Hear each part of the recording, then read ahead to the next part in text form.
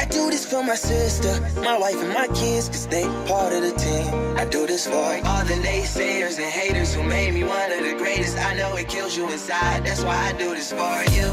I do this for my father, who I've only seen from time to time in my dreams. I do this for you. I do this for my mother, who's finally clean, no longer a thing. I do this for you. I do this for my sister, my wife and my kids, cause they part of the team. I do this for all the naysayers and haters who made me one of the greatest. I know it kills you inside, that's why I do this for you. I do this for the kids who sit a bit outside the mix, who maybe cope through humor just to fit in for a bit, who never let the world know when depression's setting in. To all of those who know you, that impression don't exist, and it ain't counterfeit, it's just a way to counter it. I'm living things I dreamed about, I still encounter it. It ain't something that a cigarette or alcohol can fix, but all because of it, I flipped it quick, went on to write some hits. This a success, off another breath. This the first step in searching to be nothing less than be the best in what you do to prove their strength in being you. Learn so much in chasing dreams that I never would in school. Depends on where your passion lie, just no passion never lie. Life presents distractions, but your actions have to fortify the things that you believe in. Have to scream it like a battle cry and leave the ones who didn't looking stupid while they're asking why. Couldn't lie, I really do this for the ones I love, those who treat the music as a vice and lyrics like a drug. Those who need advice on how to lift their spirit high enough to break out of the box they make of lives they know aren't good enough. Just because it's how it is don't mean it's how it has to be. This is what the uninspired testifiers fail to see. Jealousy results from being that which others fail to be, and if it means you're not with me, that honestly sounds fair to me. I do this for my father, who I've only seen from time to time in my dreams. I do this for you. I do this for my mother, who's finally clean, no longer a thing. I do this for you. I do this for my sister, my wife and my kids, cause they part of the team. I do this for all the naysayers and haters who made me one of the greatest. I know it kills you inside, that's why I do this for you. Do this for my mother, she'll be working for the summer. Do this for my father, cause these days I often wonder what my life would have been like if I was not adopted. To grow up in a home where I was treated like a problem. I don't know, it's just a guess. Your guess probably good as mine. Lucky that I grew up in a home that wanted me to shine. Lucky that I grew up around some mountains we were taught to climb. Without that inspiration, I don't think that this would be my life. Do this for my friends who've scattered all across the country now. I'm out in Sweden walking back through life so I can write it down. Make a living off the sound, so crazy to say out loud. I'm the biggest thing since Travis Rice to come up out the town. Sorry, gotta stunt a little. Used to have my dreams belittled, but it's all a part of it. I know people's minds are fickle, lines between reality and dreams I blur like faded nights. Come up been so good for me, I wish that I could make it twice. I do this for my father, who I've only seen from time to time in my dreams. I do this for you. I do this for my mother, who's finally clean, no longer a thing. I do this for you. I do this for my sister, my wife and my kids, cause they part of the team. I do this for all the naysayers and haters who made me one of the greatest. I know it kills you inside, that's why I do this for you. All right, y'all, you guys know the deal. I do this for you. What up, y'all? Thanks for being here tonight. Hey, happy hump day. It is the middle of the week. I know you guys could be anywhere else right now, but you guys are here kicking it with us. I want to tell you, I had to hastily put this show together. You know, I don't do any production. I don't have a script anywhere. I memorize everything, go off the cuff, and just kind of wing it every single day. And then I do the craziest thing of any live stream in the world or any podcast is I do a Q&A with the fans. Most people have a schedule, a script. Anytime I'm a guest on a show, they always send me this Word document, and they'll be like, these are the questions we're going to go over. This is our syllabus, and this is our schedule. And I read it, I look at it, and I just laugh. I'm like, man, I just wing it, bro. I just kick it. Today's been one of those days where I've just been kicking it all day today. I woke up this morning. I slept in a little bit. Sleeping in for me is past 7, and I posted a few videos here and there, but I was really focused on doing research, data, digging pretty deep. And then at about noon, I looked over at Kim and I said, I'm going to go for a run. You want to go with me? So she took the puppy. She took Ash with her. We hit a trail near the house, and I ran in the middle of the day in this Georgia heat, and it was brutal. It is extremely hot. Georgia's humid as hell, and it's just hot. But I ran. I got my run in. And after my run, I got a phone call from the military. And anytime I get a call from the military, it's pretty stressful. I try not to talk to those people. But they needed a document from me. They wanted a paper from me, and they wanted the email now. So I said, okay, I'm taking Kim to lunch, bro. So came home, took some showers, hung out with Kim, took her to lunch, took her to a nice spot in the middle of nowhere, and had ourselves a nice little meal, took some dessert to go, and then went and ran the errands, got the email in, the documentation, all that stuff, and here we are. And just pressed for time. Didn't get a lot of time to prep anything, put anything together. So Q&A needs to be on point today. I'm sure you guys will stretch this show out for 2 hours like you always do. I never get to all the questions. If you guys haven't learned, if you're on TikTok, I don't read the comments. I don't talk to you. I don't get paid to do that. I talk to only YouTube audience. Now, the shout out to the people on YouTube. If you don't get here soon enough and ask your questions, you will be behind. You will not know what's going on. You will be curious, like, what questions is he answering? He never answers my question. None of that matters. And if you need to cut the line, Super Chat's the way to go. Just a heads up. We are thinking about doing I set it up for some type of membership on YouTube. Not membership only chat, but membership. I think you guys get priority comments, whatever that means. Maybe change colors or something like that. Haven't looked into it. I think it's $5 a person. This is not a money grab. I have like 20 guys a day begging me for my college picks. They want to pay me for a list of them because they don't want to watch my videos. Let me tell you guys, that is the number one way to get me to ignore you, is to come onto my channel where I create content and tell me you don't want to see my content, you just want my picks. That is the quickest way to get muted, blocked, ignored in my inbox. Support the channel or keep it moving. I do not want to make my page primarily for these gamblers. You guys are the worst. If you are only on my page for gambling advice and picks, I actually don't like you at all. Just want to be very clear. Because you're not supporting my content. And that tells me you won't watch my page outside of season. Like out of season, when I'm not giving you picks, what are you watching? What do you support? All you guys showed up the first week of the games because you know that, oh my God, this guy knows all the games. He knows all the teams. Well, where were you all summer? I ask. Because every day since the football season started, I have over 1 million views every single day. Before the football season, I had 1 million views one day. One day I had 1 million views. Football season starts, I'm over 1 million every single day. And some people would be excited about it, but I'm not. Because I know you're all fair weather fans. I know you guys don't rock with me. Trust. I don't want it. I don't need numbers. I'm not here for clout. I'm here for legitimate support. Speaking of support, apparently NFL owners want more support on the field. They're saying we need to play on grass and only grass. I can tell you guys, when I was a kid, there was something called AstroTurf.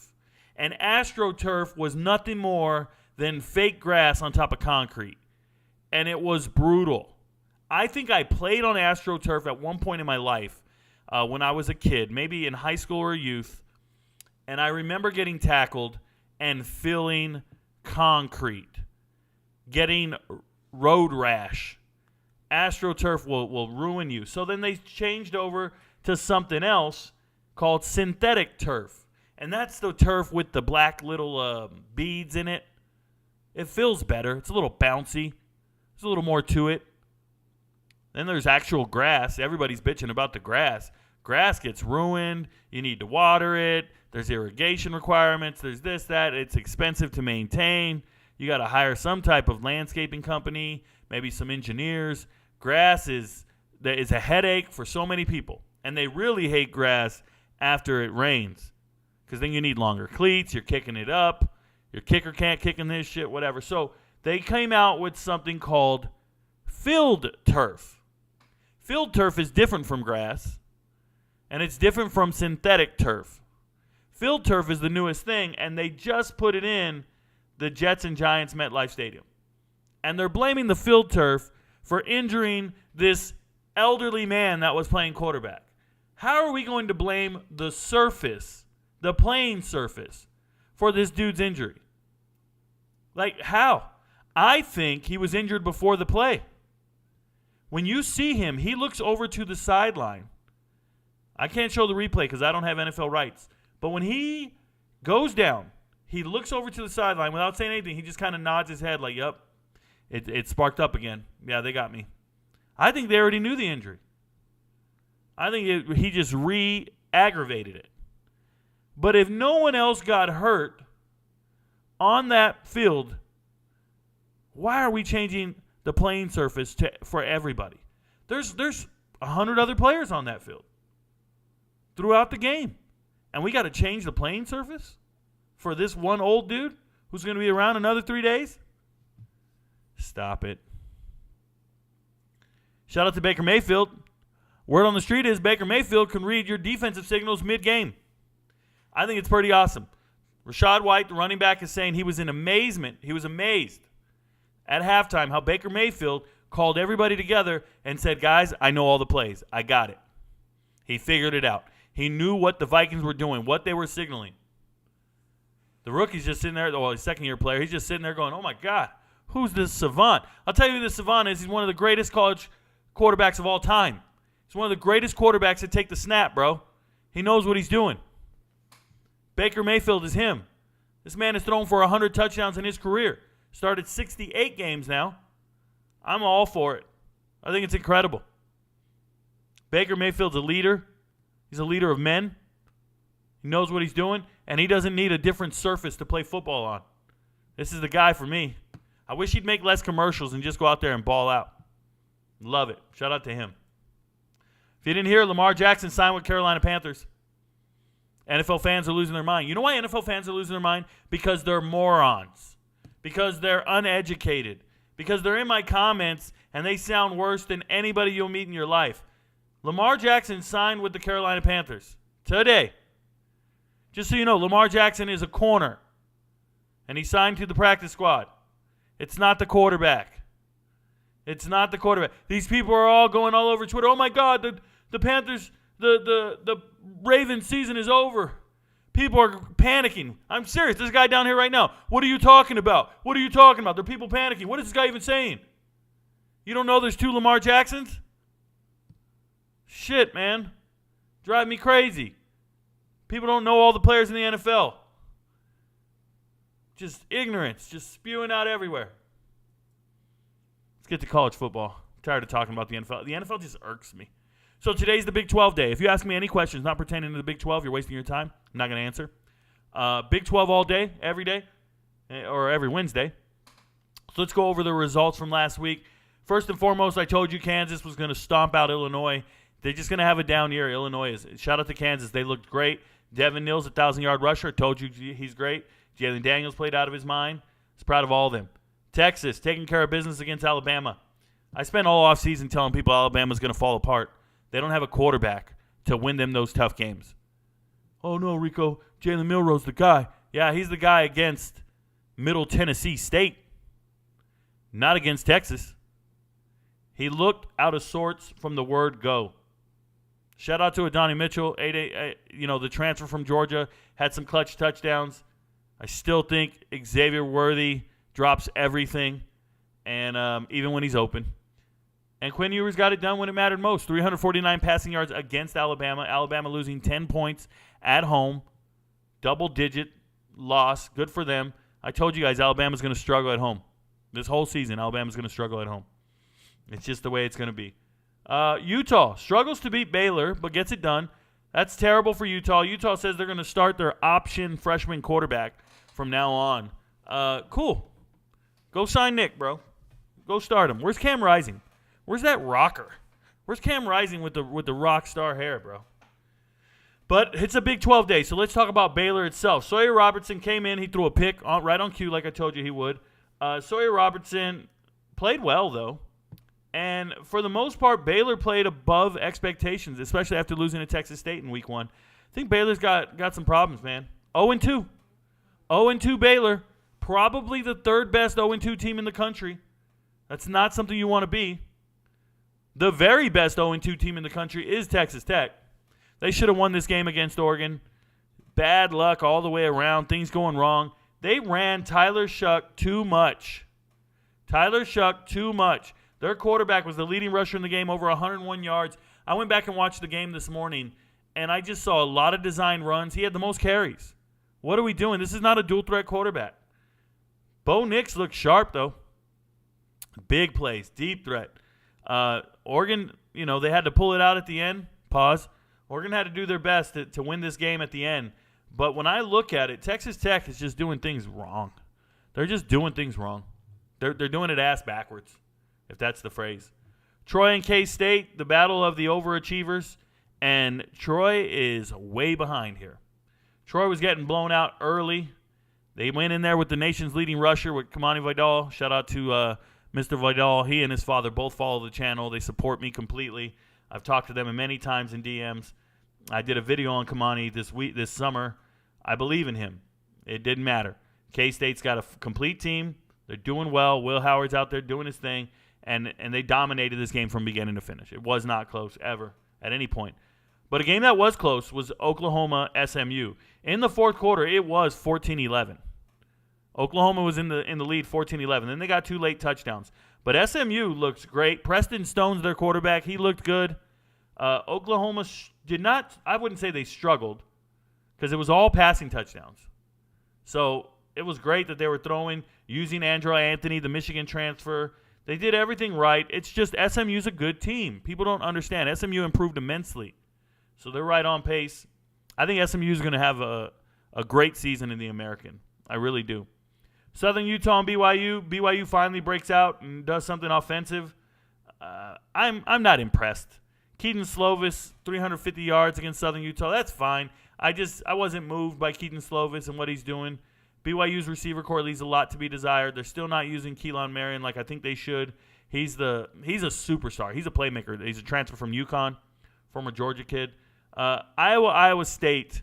Iowa State loses this game, but they found their quarterback. Or apparently they're going with Rocco Beck the whole time.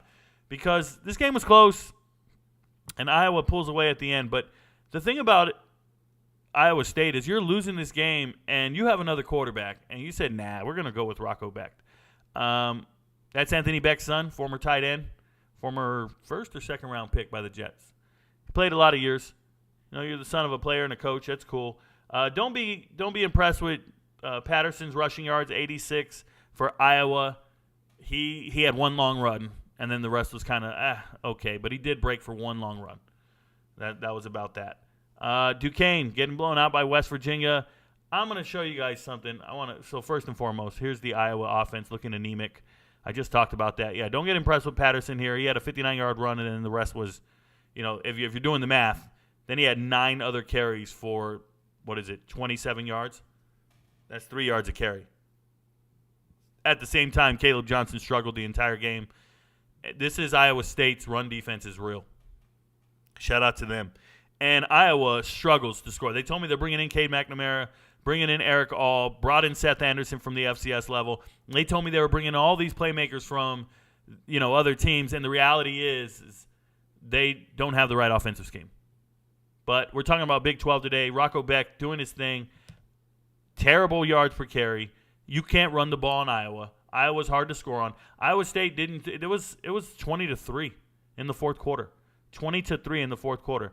And then they started to score a little bit here. Started moving the ball in the fourth. But by then it's too late, right? By then it's too late. It's unfortunate. But Duquesne, West Virginia, I wanted to talk about this game. It looks like a throwaway game, like it's no big deal. But Nico finally got some playing time. He's the backup quarterback for West Virginia. A lot of people were curious how he would look. Well, he looked like a backup. He was 50% completion percentage. Wasn't doing anything too sweet. But Garrett Green, 4 touchdowns. His players were always open. And Duquesne just had no answer. And the one guy they had no answer for was Hudson Clement. You look down here, Hudson Clement, 5 receptions, 177 yards and 3 touchdowns. Hudson Clement's a redshirt freshman. He redshirted last year. This is a West Virginia kid, local product. He was all-state in West Virginia. He was the Max Prep Player of the Year. He played at the same high school as the kid who just came out of Shepherd, Tyson Bagent. Yeah, Tyson Bagent. They all play at the same high school in West Virginia.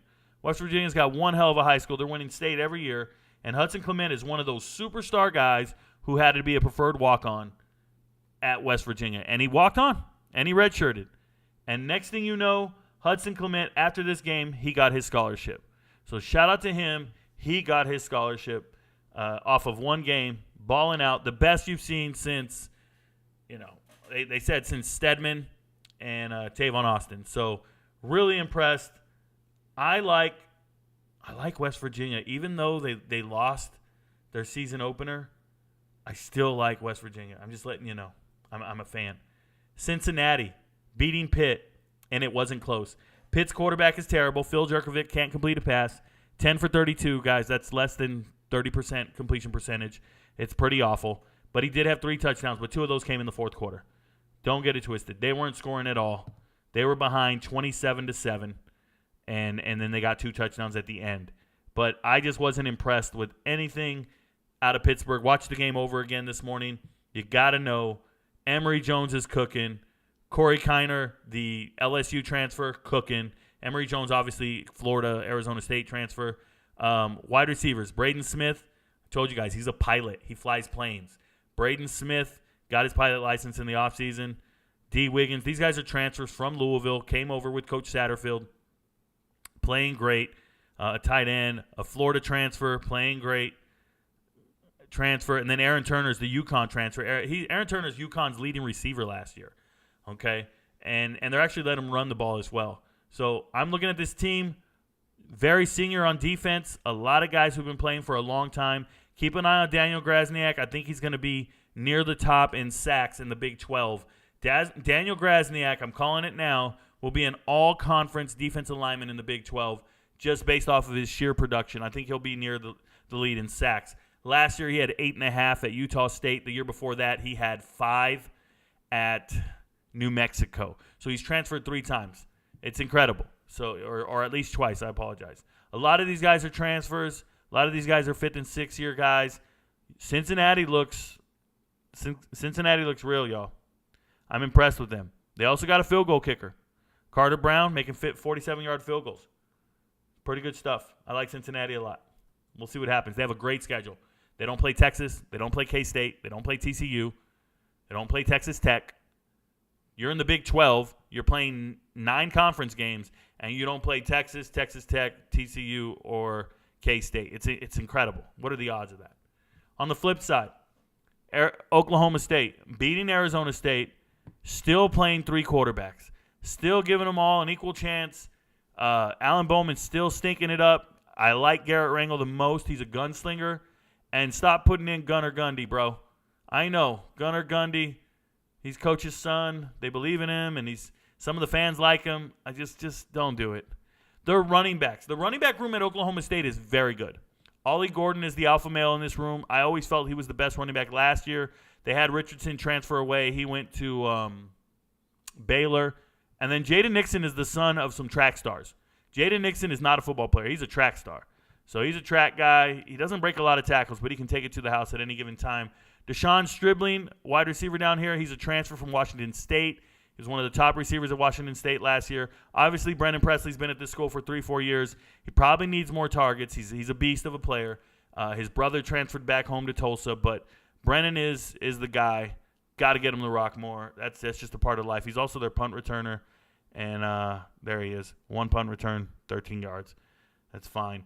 But on the flip side, Arizona State, they got shut down. They got to give the ball more to Cameron Scadaboo. They keep splitting carries with DeCarlos Brooks, who's a transfer from Cal. Cameron Scadaboo, FCS All-American at Sacramento State. You guys know the deal. Jaden Rashada played fine, but he's learning. He's learning as he goes. 1 touchdown, 1 interception, not getting it done. Xavier Guillory, FCS transfer from Idaho State, doing the best that he can. He does well at practice. He gets in the games. He needs to dominate more. But it's going to be a long season for Arizona State. Shout out to Oklahoma State. They're going to win some games. They have a really easy schedule. We're going to go look at some Big 12 spreads here, but I see a super chat, so I want to get to it. Super chat, shout out to Daniel Henderson. Rico, West Virginia fan here. You still high on West Virginia with Neil Brown. So I'm high on West Virginia for overcoming all the haters. When I first saw West Virginia in the transfer portal this offseason, right after the season ended, first thing I ever did, I made a video and I said, fire Neil Brown. Somebody reached out to me, an insider from West Virginia reached out to me and said, Rico, we can't fire Neil Brown. It's not the buyout. It's Ken Kendrick. And I was like, okay, let me find out who Ken Kendrick is. So he's the number 1 booster for West Virginia. He's a billionaire owner of the Arizona Diamondbacks. He has all the pull. He has all the say. So he was an advocate for Neil Brown getting hired. So no one's going to fire him until Ken Kendrick says fire him. And so he has a leash right now. And the leash is, hey, go win some games. Make some believers out of people. And he's doing that. He's winning games. And more importantly, he's going out there and he's leading the way. Like, he did well in the transfer portal in the spring. He really did. Somebody really just said I'm deleting comments. Somebody said I'm deleting comments. Guys, my hands are here, bro. Ain't nobody deleting comments. Ant, do yourself a favor. Get a life. I don't delete your comments. Either they're filtered or the moderators delete your comments. Say something worth knowing, bro. Deal with it. So, yeah, I'm still high on West Virginia, even with Neil Brown. It's not his fault that they're going to lose some games. They just don't have the talent. Players left in the transfer portal. But, yes, do I think Neil Brown needs to be replaced as a head coach? I've been on that train for a while. I know he's on the hot seat, but it's lukewarm. It's not blazing hot like you'd imagine. And as long as they keep winning games or they're competitive in their games, it's going to be okay. That's just the reality of the situation. They didn't look terrible against Penn State. Nobody thought they'd win. All right, let's go look at some Big 12 spreads, and we can talk about it. Big 12.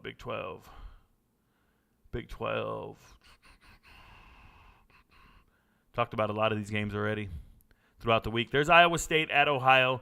They're giving me Iowa State the favorite at Ohio by 3.5. I believe that that's real. I think Iowa State's going to beat Ohio for sure. They just have a better talented team. I'm also looking at that over-under. Ohio apparently has really good defense. I've not been impressed. I stay away from the over-under on this game, but I just think Iowa State can – I think they can just beat Ohio, period. I just think they have better players. That's how I feel about it. So, especially after I saw what they did with Iowa, I don't know. I like Iowa State to win that game. Money line spread, whatever you want to do. That's how I feel. K-State, Missouri. I think K-State covers that spread. 4.5. Done deal. They're just better than Missouri as far as I'm concerned. And maybe this spread moves. Don't care. I like them. Big 12. Oklahoma, Tulsa. 27.5 points. Oklahoma better be hitting on all cylinders. So that's minus 4,000. So what if I put $20,000 on Oklahoma to win that game? What would that pay me? I don't know. Somebody do the calculator on that. Do I click on this? Yeah, there we go. My wager. 20,000.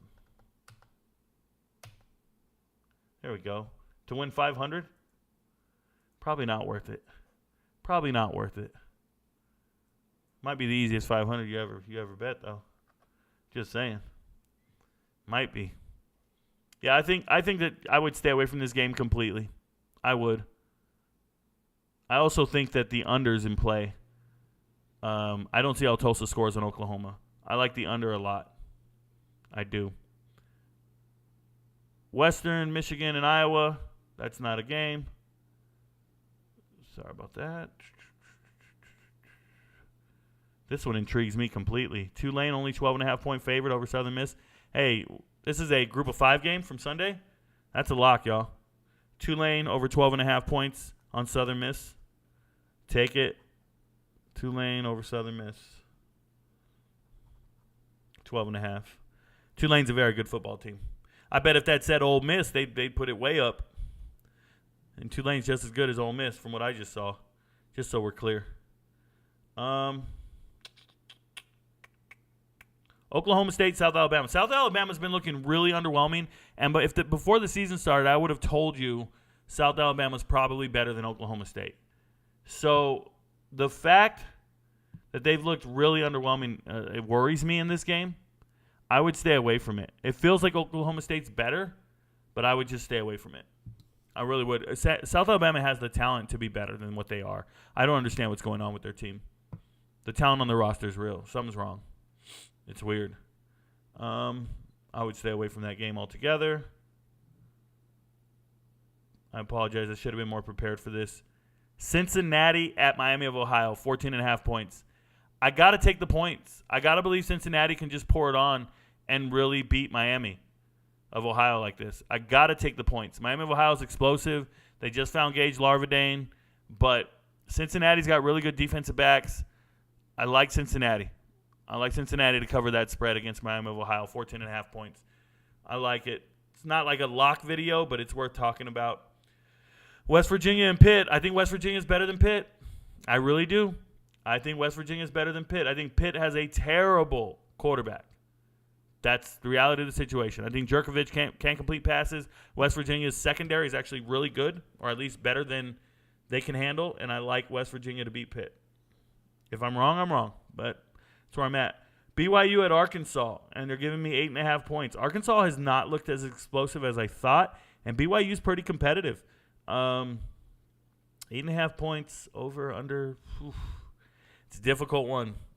That's a coin toss, guys. I wouldn't spend any money on that. Wouldn't spend any money on it. Just being real. Being real. Houston and TCU. TCU at Houston, and Houston's a 7.5 point favorite. I'm sorry, TCU's a 7.5 point favorite. And the over-under 63.5. I haven't seen Houston score like that. We know TCU's defense is suspect, but I just haven't seen Houston score like that. I think it's a trap, bro. Save your money.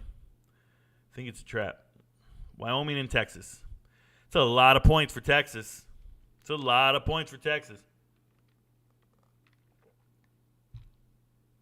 Oh, my goodness. Wyoming looks like they can score. They put up 35 on Texas Tech. We know Texas can score. That's brutal. I don't know. In this situation, I take Wyoming to cover that spread. It's not a lock. Not making the video on it. I'm just letting you know. Kansas at Nevada. 27.5 point. Take Kansas. Take Kansas 27.5. That's a lock. Let me write that down. Kansas 27.5 over Nevada. Take it right now. Kansas all day. I'll make a video on it later. Go for it. Oh, there's my lock. There's one of my major locks of the week. Arizona over UTEP. All right, those are all the Big 12 spreads I want to talk about. If I'm missing any, they didn't show up on FanDuel. So we talked about their performance for the week, or I got down here pretty far. I didn't talk about Boise State UCF. Shout out to UCF for winning again. UCF did get just totally ran over by Gentry there. Ashton Genty, he's the backup running back. He had 100 yards receiving, 100 yards rushing, all this stuff. UCF struggled to shut him down, but they still won the game. Shout out to John Rice Plumlee, getting it done when it mattered. Rice goes out and beats Houston in double overtime. JT Daniels, 401 yards passing. Rice looks a lot better on the field than some other people. That's just the reality of the situation. They really do. That's why they made Texas look so bad. Apparently they're pretty good. TCU gets on the scoreboard, does their thing, obviously beating Nichols, and then I already talked about that lower game next week. I see Super Chat. Let me move over here. Troy Stewart's back. If Matt Campbell gets fired, any chance they can land Willie Fritz? He's been doing an amazing work at Tulane, and with the Big 12 getting better, the job could be attractive. So getting Willie Fritz is going to be difficult. He's just been at Tulane so long. I think he's comfortable there, and he loves what he's doing. But, money talks. I think when you look at a school like Iowa State opening up, because Campbell is on the hot seat apparently after last season underachieving, and this season, who knows, losing to your rival a couple times. But I think there's going to be coordinators in the Power 5 that are going to be viable options for that job. I want everybody to understand this. The hiring trend is coordinators from the Power 5 get head coaching jobs, not group of 5 coaches get head coaching jobs. That's what took Luke Fickell so long. It's just not the social norm to promote a group of 5 head coach to the head coaching position of a Power 5 team. It just doesn't happen, but once in a blue moon. There's a handful every year. There's 25 new hires last year, and maybe 4 or 5 of them were that way. The vast majority of them are going to be coordinators from other schools, from other Power 5 schools. That's why group of 5 head coaches, like Philip Montgomery, just left Tulsa as a head coach, and he's now the offensive coordinator at Auburn. That's his one-way ticket to become a head coach at the Power 5. Right? Every now and then you'll see a coach go down to take a head coaching position, and that's just because he just wants experience to be a head coach. Like Jeff Wilson just left Ohio State to be the head coach at Tulsa. He just wants a chance to be a head coach again because he failed when he was a head coach at Indiana. Right? So you went from Indiana to a coordinator in the Power 5. Power 5 are like, it's like a good old boy network. We all know coaching is nepotism. We all know coaching is, it's not about what you know, it's who you know. Like, I'm a coaching genius. Guys, I'm a football genius. I got players that come in here I used to coach. They'll tell you, hey, Rico knows everything about football. I used to coach all these kids. But if I go to a high school to be their new head coach of their program, it would have to be a newly built high school. And then the athletic director would just have to believe that I know what I'm doing and take my word for it. Because there's no way I'm going to go to a high school program and be their tight ends coach. Not when I'm smarter than everybody on the coaching staff. I can't stand it.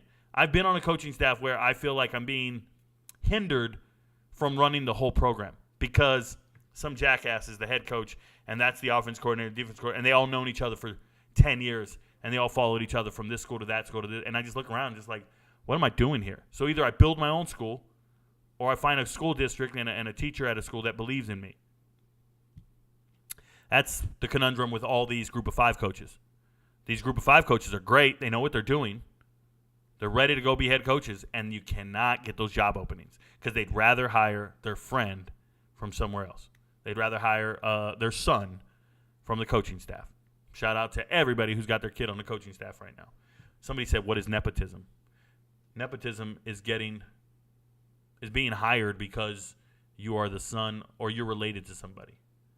All right, so games for next week in the Big 12. K-State at Missouri. I feel like K-State's winning that game. They're better. Long Island at Baylor. Baylor will get their first win of the season. They'll beat Long Island. Okay, Long Island's not terrible, though. I've watched them in a couple games so far this season. They're not bad. I have Iowa State going into Ohio winning that game. If they don't win that game, Matt Campbell is officially on the hot seat. Bad news for him. Oklahoma's going to beat Tulsa. Villanova does not have a chance of beating UCF. Miami of Ohio will score points, but they can't beat Cincinnati. South Alabama looks like a very tough matchup for Oklahoma State. If you wanted to pick an upset, that's a possible upset. I wouldn't say it's going to happen, but I don't like to pick upsets. But that one looks like a possible upset. It really does. South Alabama has the talent to beat Oklahoma State.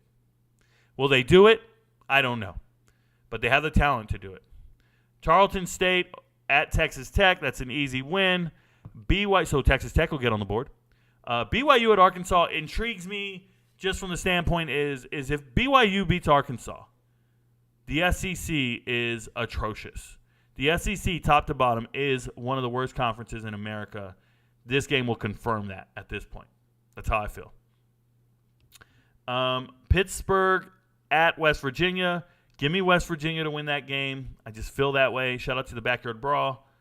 Wyoming at Texas. Texas better dominate and not have some hangover because they've taken it easy. Wyoming's not a punk team. They did beat Texas Tech in overtime. TCU at Houston. TCU thinks they're going to win that game, and they should. I told you, stay away from it. I like Houston a lot, but stay away from it. Kansas at Nevada. Take the spread all day. Kansas is blowing them out. What was that spread? It doesn't even matter. Give me Kansas all day. Nevada's one of the worst teams in FBS. They just got blown out by Idaho, 31-7. I told you guys Idaho was winning.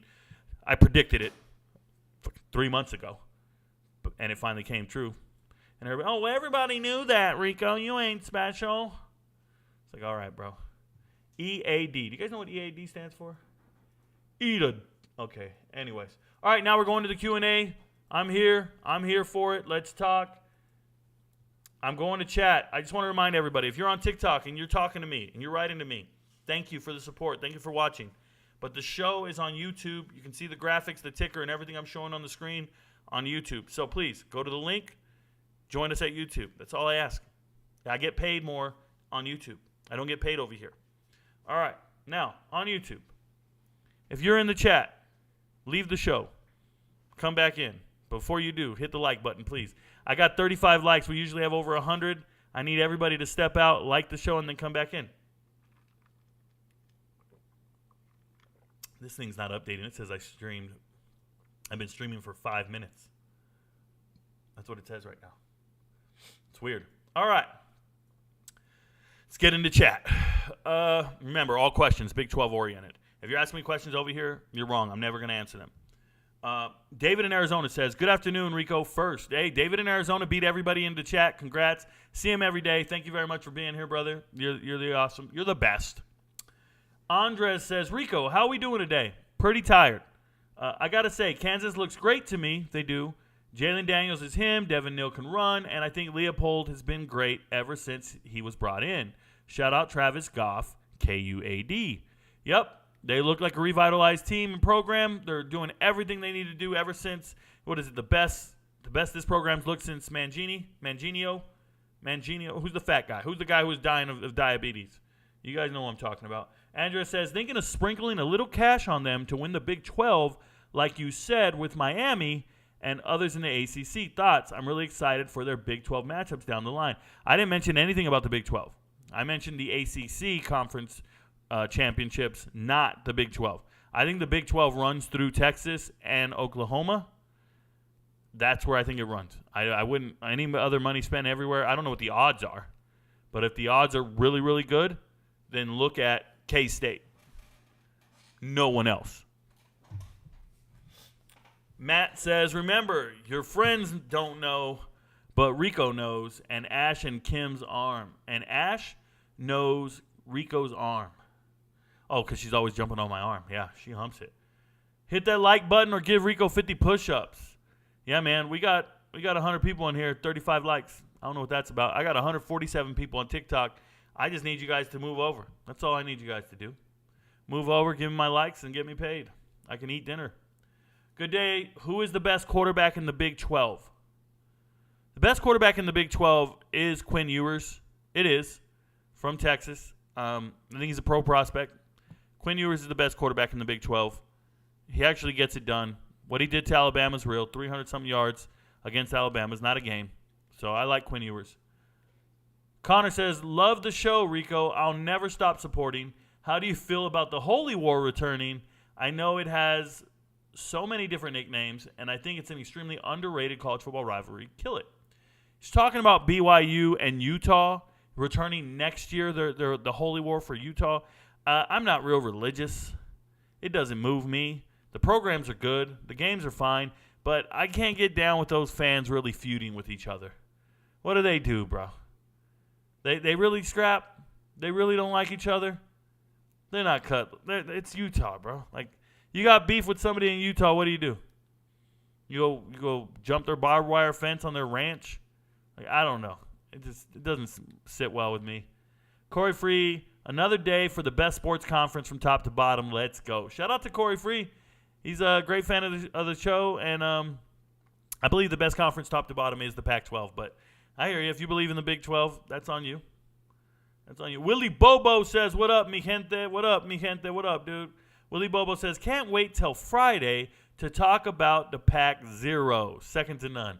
Yeah, it's the Tupac. It's the Tupac. The Pac-2. Tyler McNamee says, is the Big 12 the worst of the Power 5 this year, top to bottom, or just too early to gauge? Too early, T-O-O. It's too early to gauge that. I like to assess that at the end of the year. As we sit here right now, how can they be the worst when they just beat Alabama? Right? The conference is beating teams. Cincinnati's undefeated. UCF's undefeated. Oklahoma's undefeated. Texas undefeated. Like, there's still a lot of undefeated teams in this conference. We got a super chat here. Shout out to Jacob. Jacob says, sent a super chat, but it didn't pin, so have some more money. All right, appreciate you. I'll get it before. I'll get it to it eventually. Sorry for repeating, but thoughts on Utah State versus Air Force seems like a great matchup over under 47. So I would have probably talked about this on Sunday. I don't remember what I said, but Air Force seems very dominant. Air Force seems very dominant. I'm impressed with Air Force as a program. Ever since they won their bowl game, who did they beat? They beat Baylor in their bowl game last year. They just looked the part. Air Force has been tearing it up. Utah State, they don't move me. I love their running backs. I like a lot of what they're doing with their program, but it doesn't seem like a game I'm interested in talking about. As far as the over-under goes, I think everybody says take the under on this. Yeah, the under looks ideal for that matchup. Is there under 47? It looks ideal. Good luck with that one, Jacob. Thank you so much for the super chat. If you send multiple, just be patient, man. I don't need all that. I appreciate you, though. Thoughts on Jeremiah Cooper and Iowa State's season as a whole? You know, super cold. I'm going to say the same thing I say to everybody. Iowa State's season doesn't look that impressive right now. It doesn't look like they're going to dominate anything. Like it looks like they're going to struggle everywhere they go. And it's unfortunate. But the reality is they don't have a quarterback. Jeremiah Cooper, I watched tape on Iowa State today. Didn't stand out when I was watching the tape. Not saying he's not having a good year. I'm just saying, you know, you need some people to take over games. Hit the like button, my brother from another mother. Oh, shout out to you. Tyler McNamee says, what will hold Kansas back from winning 10 games this season? Let's go check. Kansas winning 10 games this season. Well, they're currently 2-0. They're going to beat Nevada. But let's look at their schedule. Yeah, their schedule's going to hold them back. They got to play Texas, Oklahoma, and K-State. So that's 3 games I don't see them winning. And outside of that, how do you go? 1, 2, 3, 4, 5, 6, 7, 8, 9, 10, 11, 12. You got it. You got to win one of those games. You want to win 10 games, you got to win one of those games. It's difficult. You got to beat K-State, Oklahoma, or Texas on your way to 10 wins. And you got to win all your other games. And as of right now, if you're looking at that schedule, as of right now, Cincinnati's undefeated, right? UCF undefeated, BYU undefeated. This is not an easy schedule. This is not easy, bro. I wish them well. That game against Cincinnati will be fun at the end of the year. Trust. Hi, everyone. Today is Big 12 Day. What up, Kim? Only ask your question once. He will get to it. Yes, I will. Hit the like button. Let's go. We do have an hour and 15 minutes left. We're going to get to all the questions. Through 2 games, which Big 12 newcomer has the best chance to compete for a championship game spot? Through 2 games, Cincinnati has the best chance. They have the easiest schedule.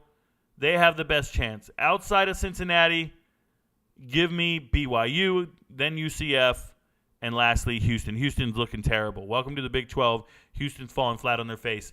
Holmgren needs to be fired tomorrow. They need to hire Zach Kitley. They need to hire somebody else. Go get somebody else. But they're looking terrible. Shout out to Houston. Open up that bag and start playing trailer. Jeff at UTSA. Rico, Kingsley Sumantia was a big get for BYU last year in the portal from Oregon. This season, he transitioned over from right tackle to left tackle. He's a bit of a freak of a big man. NFL transition to right tackle, left tackle. So, Matt, you should know this by now, Matt. I don't assess NFL potential, placement, anything like that, projection, until after the season. I got to see him play all season. I watch tape. I take notes on every single player. I'll watch a player, and I'll rewind it. And then watch the next player. The whole play. It's like I'm watching film on everybody. I'm grading everybody. I watch a play 11 times, essentially.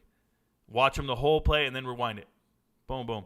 And if a guy has a good play, I give it a plus next to his name. If he has a bad play, I give him a minus. And at the end of the game, everybody's either got a plus or a minus. What's your score? That's how I do it. I'm different. And it could be a good play. It could be a wide receiver being able to block downfield on a run play. He'll get a plus. Shout out to Chase Claypool for being one of the worst teammates ever. This guy should not have a job. Get him off the team. Lanston O'Malia, your stuff's gone. Damn, Kim ain't playing. CPR Guru says, thoughts on Thursday's game, Navy at Memphis. Memphis minus 14.5. Offense is legit. That is not a Big 12 question. Please go watch Sunday's show. Who do you think separates themselves in the BYU receiving core? No guys with any major previous production, and they seem to all evenly be getting targets. And the tight end, Rex, is their lead guy right now. Yeah, Evan Kramer, I am huge on Keelan Marion, the transfer from UConn. I need to see him be utilized more. That's who I think should separate himself from. He's a good football player. Yeah, he was supposed to be going to ECU, East Carolina, and then he switched at the last second to go to BYU. Keaton Slovis needs to get him the ball. I like that kid. I assess talent. I assess that kid. Feels like K-State is definitely more than 5 points better than Mizzou after Mizzou only beat MTSU by 4 at home last week. Yeah, they couldn't stop them. I feel like Mizzou has their own internal issues. I like Mizzou's defense, and one of their safeties follows the channel. I talk to him in my DMs every day. Not every day. As often as he writes me, I talk to him. So shout out to that young man. I don't want to say anything negative about Missouri. They just don't look like they're going to win this game. That's all there is to it. K-State looks better. Yeah, K-State's at the top of the Big 12. Missouri's at the bottom of the SEC. Super Colt says, do you think Dave Aranda is a good coach? I really do. I think what Dave Aranda did at Baylor after Matt Rule left made him great. Like, everybody gives Matt Rule credit for rebuilding Baylor. They were even better the first 2 years they left after he left because Dave Aranda's a good coach. I like him. Can't help it that his quarterback got injured and he hasn't been able to find a good quarterback. Can't do nothing about it now. Season's already started. Good to see everyone self-policing today. Big 12 questions asked only once. Headed to see Pearl Jam in Fort Worth. Like on the way in, please. Oh, like the show on the way in. Thank you very much, Steve. Steve, stop going and seeing terrible shows. You're supporting Pearl Jam, bro? I can't name one song from Pearl Jam. I can't. I just know they wore flannel jackets and shit. Let me tell you something about this, Steve. Steve, you remind me of the people who watch Full House reruns at 3 in the morning. You guys ever turn on your TV at 1 or 2 in the morning? Like you fell asleep watching something and then you wake up and there's the TV going and it's an episode of Roseanne or Full House. You ever wonder why that terrible shit is still on TV being syndicated? It's because somebody's watching it. If you would just turn off your TV and stop watching those terrible shows, the George Lopez show getting syndicated, stop watching this shit. Just stop. They'll stop showing it. Stop going to Pearl Jam concerts. They'll stop having concerts. We don't have to listen to this shit. This shit. Ugh.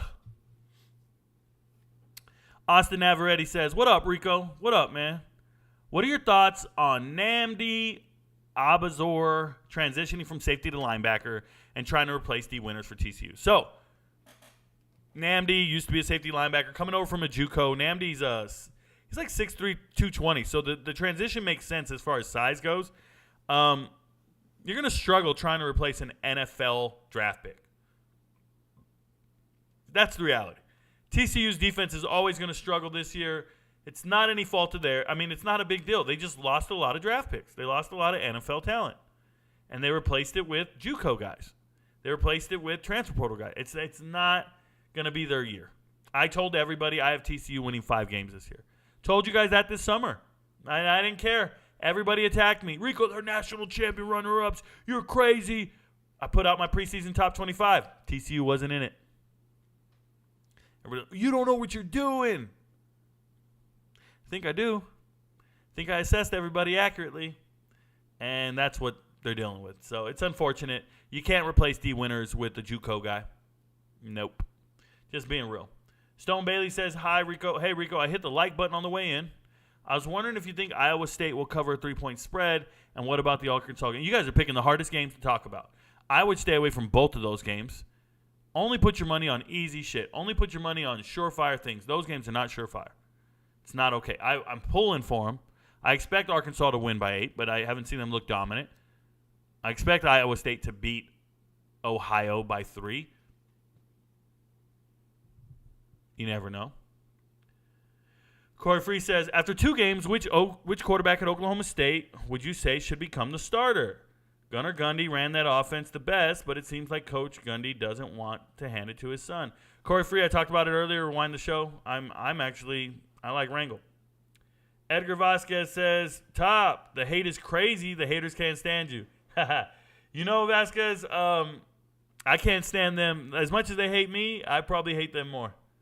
I promise you. You can ask Kim. I don't like the haters, bro. Edgar means he's doing it right. Thank you very much, Kim. I'm doing something right. Jake T. Rico, what's your Big 12 lock of the week if you have one? My Big 12 lock of the week, did I just write it down? Kansas. Kansas covering the spread against Nevada. That's my Big 12 lock of the week. Big 12 lock of the week. Kansas covers the spread against Nevada. Steve, get some Heim barbecue while you're out there. Oh, this guy's at the damn show. Who do you think is the best defensive player in the Big 12? Don't want to miss any. He obviously plays on Texas. I'll get back to you. I don't like to say the wrong answer, Super Colt. Sorry. I don't want to just name somebody and then think of somebody later. Oh, like I missed him. Yeah. What are your thoughts on Joe Gillespie as defensive coordinator, TCU's defense coordinator? I have some big concerns with the 3-3-5 scheme due to TCU's weakness on the defensive line and lack of speed linebacker. So, Austin, you don't change your scheme year to year because then you have no continuity. So, if that's your scheme, 3-3-5, that's what the hell you run. And some years it's better and some years it's not. Some years you have the players for it, some years you don't. That's just the reality of the situation. Where was everybody's concern with Joe Gillespie in 2021 when they were only winning 4 games? And then last year when they went and won 11 games, like, where was the concern? You guys got to just let it go, bro. Sometimes your team's going to be good. Sometimes your team's not going to be good. You don't need to change your defensive coordinator when it's not. Like, this guy should be the defense coordinator for the next 10 years. You got your team to the national championship and you had draft picks, man, you should be employed for the next 10 years. You should not be questioning this man's scheme, the placement of his players. You shouldn't say shit for 10 years. That man's earned the right to do what he wants. They're not going to be good. It's not his fault. You cited lack of quarterback talent at OK State's offensive problems, but why doesn't Casey Dunn seem to draw up plays to get playmakers the ball? Brendan Presley, hey, I told you guys Brendan Presley should be getting the ball. Look, it's simple, man. You're playing against another team that's trying to shut down your strengths. It's not as easy as everybody. Like, everybody thinks their team's going to win. When I started studying this transfer portal and I started ranking them all, I would rank a team like 120-something, 115, 105. Dudes would start arguing with me. We're better than that. You don't know. So who's going to be ranked 125? Which one of these teams is going to be ranked 128, 133? Who's the worst team? Somebody's got to suck. Somebody's not as good. You guys always tell me, Rico, rate the top 12 quarterbacks in the Big 12. I rank all the quarterbacks in the Big 12, starting quarterbacks. Where does Oklahoma State's quarterbacks rank? So how do you get the ball to the playmakers when your starting quarterback is near the bottom of the entire conference? Because he ain't near the top. We're not going to have that bullshit discussion. And you guys got to stop pretending like when people ask me before the season, where's Shedeur Sanders rank in the Pac-12, quarterback-wise? I was like, I think he's like 6th. People freaked out on me. Are you anti-Colorado? You don't believe? I'm like, well, no. I still think Shedeur's 6th. Like, if they're trying out right now and they're going out and competing, I got Bo Nix has actually done this shit at the highest level. I'm cool with him. Caleb Williams, obviously the best. DJ Uiagalelei looks like he knows how to play this thing. I'm like, Cam Ward's amazing, y'all. What are you talking about? There's 5-star. Cam Rising's right there. He's won back-to-back Big 12 titles. Something Shedeur hopes he can do. This guy's already done it. I started listing off players. I'm like, are you guys sure you want to have this conversation with me? Just understand. Some teams are going to suck. Some teams don't have it. Some teams do. OK State doesn't really have it at the quarterback position, and that's going to impact how you get the ball to your playmakers. Reality of the situation. Shout out to Ohio State. They're learning that the hard way. Boomer, let's go. What up, Eric Rosser? Thought you were calling me old, bro. Interested in a custom theme song for the channel. I could definitely help you out with that. You know what, Whoopty? Whoopty, I am interested, bruh. That's a fact. Can you do a rap song? What are you doing? Somebody let me know what we're getting at. If you're doing an intro song for me, you can rock that shit all day. Post it on YouTube. Make sure it's not copyright blocked, and I can use it. That's the easiest way for me to do it. If you're sending it some other way, like an email, I guess I could do that too. I'm interested in a theme song, Whoopty. I got about 2,000 people watching me every day. We get it out. Trust. I got 8,000 people watching me on TikTok. When I turn off the show, it says 8,000 viewers. They're like, well, there's only a couple hundred in there. I'm telling you, it says 8,000. Hey, Rico, do you think ISU will bounce back and make a bowl game this year? ISU? Who the hell is ISU? Iowa State? You think they're making a bowl game? Let's pull it up, bro. The hell are we talking about? They're 1-1. They're going to beat Ohio? Who are their wins at, bro? They're not beating any of these teams down here. Maybe beat BYU and Baylor? BYU, Baylor? What are we doing? You think they're beating TCU and Cincy? Oklahoma State? I mean, you're dreaming, bro. It sounds good. Let me know how that works out for you. I got these guys winning possibly one. I got these guys possibly winning 2 more games. 2 more games after the Ohio game. Possibly 2 more. I got these guys going 4 to 5 wins, tops. They know all about 4 or 5 wins. That's what they did last year. You're crazy, bro. You think they're going to a bowl? Did they buy tickets? Like, are they driving there? The hell? It's wild. What conference today? That's a crazy question. It's in the damn title of the show.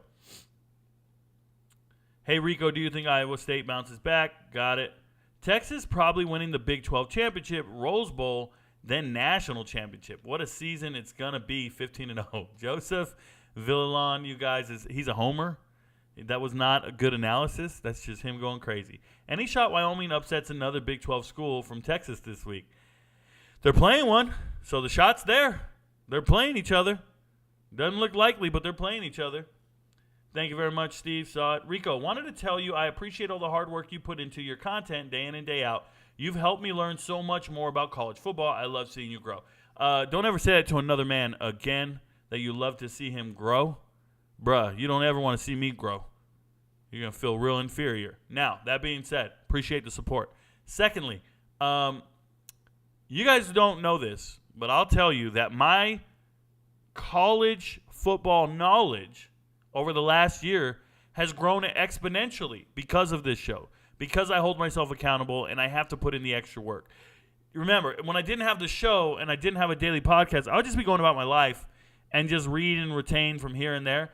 But now that I'm actually doing this for a profession, for a living, you can ask him how many hours I put in. I grind hard, y'all. I study so hard, and I take it so serious. And the one thing she says to me is the one part that makes you special is that you remember it all. It's not the amount of players I talk about and cover and I know. It's that I remember it all. Like I don't have a Google search or nothing. I'm just sitting here. And you guys ask me questions about players and rosters and depth charts and who's going to do this and do that. And I can just start reciting people from every team in America. As good as, any fan of that team. That's what makes me special. And I don't take that lightly. I'm nurturing this skill set. I'm nurturing this knowledge, not just taking it lightly. It's like, I got a daughter, Forever. I don't know if I've ever showed you guys Forever's gymnastics. But if you guys don't know, when Forever was a little girl, like a little girl, she was able to climb a slide and do some amazing things at like 6 months old. And we saw that, and we said, whoa, what do we do with that? And so we went and talked to a doctor, and they said, hey, make her a gymnast. And at 6, 7 months old, we put her in gymnastics to nurture this innate ability. And now she's an AAU basketball player. She was a great gymnast for many years, and then she got tired of it at about the age of 6 or 7. I got pictures of her in a diaper doing uneven bars and rings, and she's wearing a diaper. She's not even potty trained. It's amazing. I got a prodigy. All my kids aren't, they're not all that gifted. They're not all that amazing, but she's utterly amazing. And I started sharing videos of her on the basketball court just this summer. I posted those. She has her own playlist. It's called Forever. On my homepage, you just scroll to the right on those playlists. Keep scrolling until you see Forever Rico. And Forever's a beast, man. And what I'll tell you is we're nurturing her skill set. We're nurturing what she does. If you don't nurture it and you don't try to find ways, go get a personal trainer. Go get this.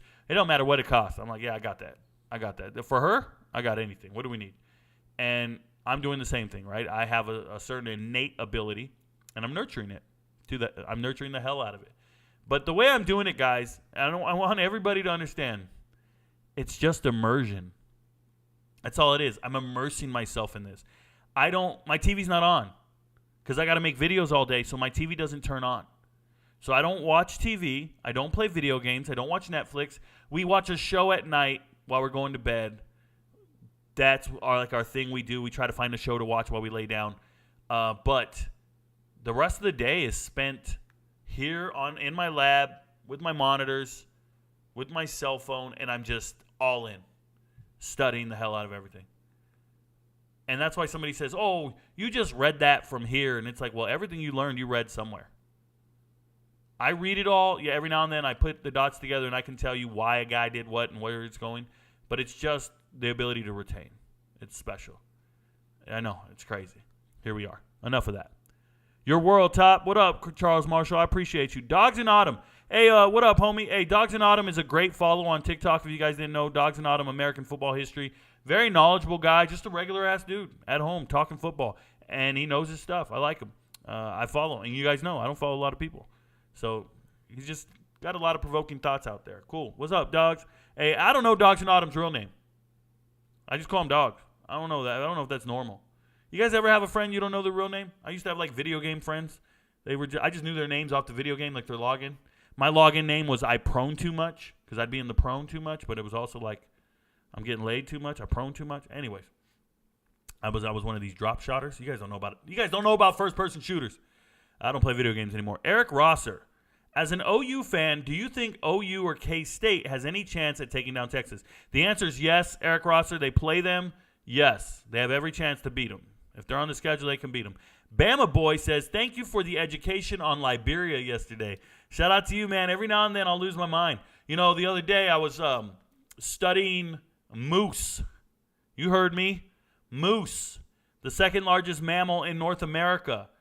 And I was like, dude, these guys, their antlers, the span of their antlers can be up to like 15, 20 feet wide. I thought that was absurd. I didn't realize they were that big. A moose is like huge. You could block a whole highway, like a 2-lane road, right? A moose is enormous. So I went on this tangent of studying moose and just went down looking for them. And I found out moose are killed by gray wolves, pack of gray wolves.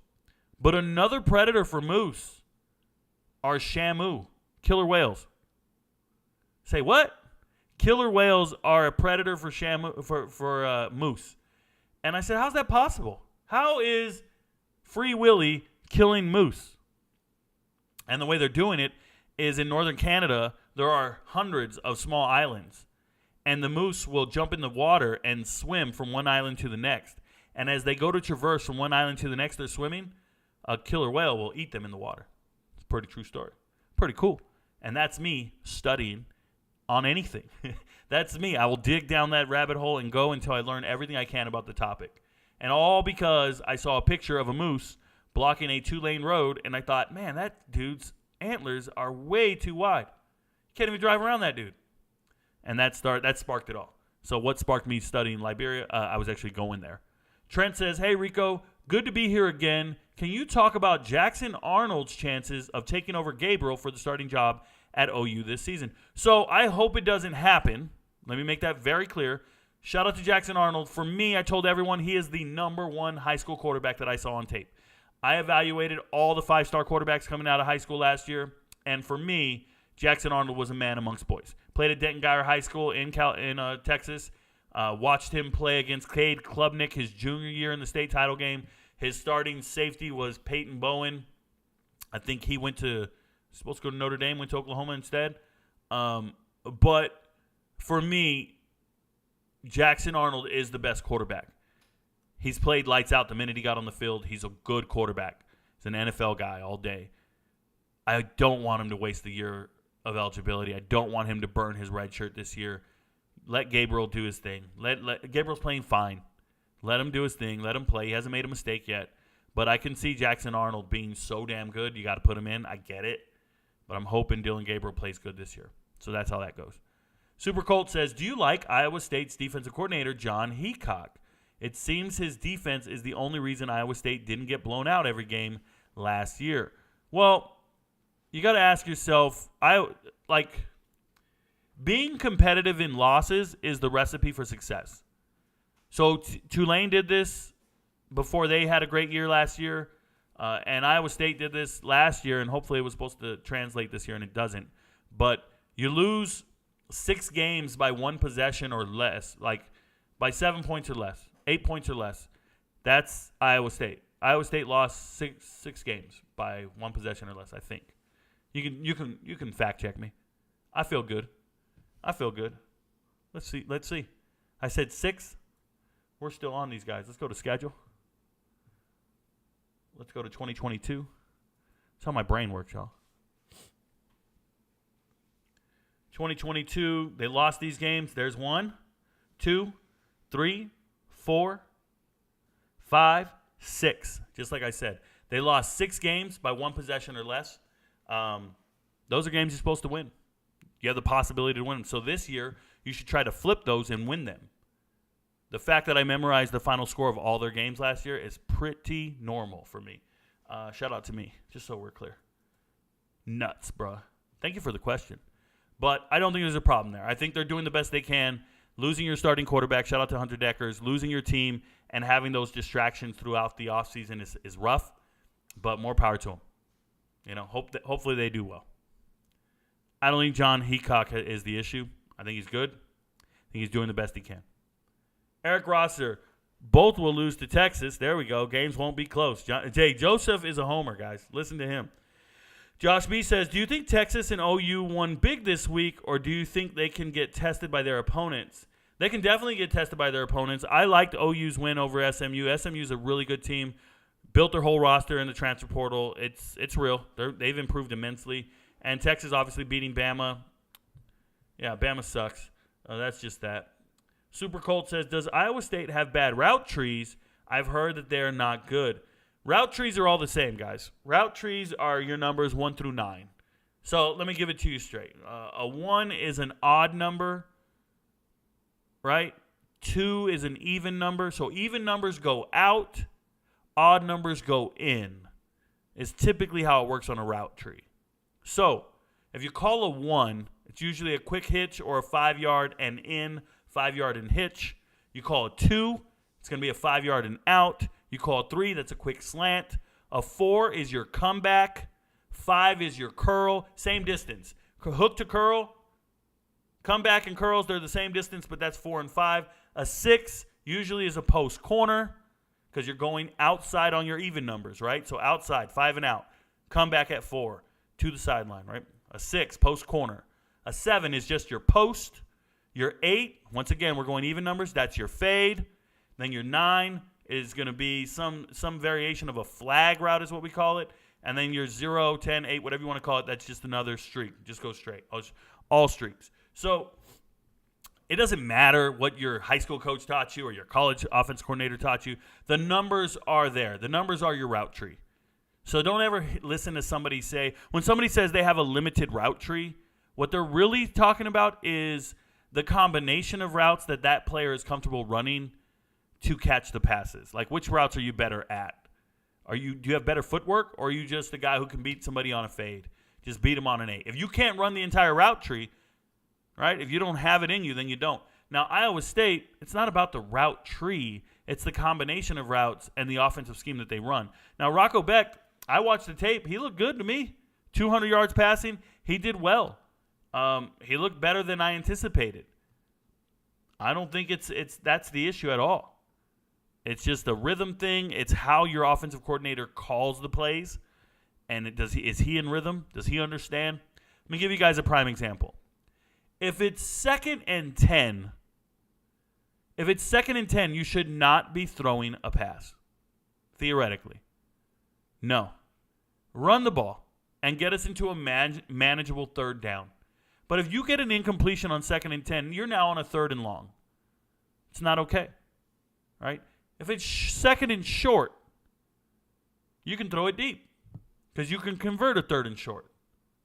So you can take a shot downfield on 2nd and short. And I as a corner, I know your tendencies. So I study your offensive coordinator, and I say this offensive coordinator tends to throw it on 2nd and 4 or shorter. So then I loosen my coverage because he's trying to go deep.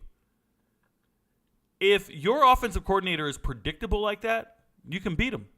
Defensive players are smart, I would hope. Defensive coordinators are smart. You learn tendencies. I study down and distance a lot. And when I see a team thinking to themselves they can convert on 3rd and 2, more power to them. But more importantly, let's say your team struggles on 3rd and 2. Then when you're on 2nd and 2, shouldn't you just run the ball and move the chains? Just be consistent. Just run the ball and move the chains, right? So as you learn tendencies and what teams do on down and distance, you can then dominate that offensive coordinator. You can beat the hell out of them. And this is all across America. Sometimes I'm watching so much film, guys. I watch so much film in the day that I learn the tendencies of the team as the game goes on. And by the second half, I'm like, oh, they're going to run here. They're going to do this. And Kim will be watching a game with me.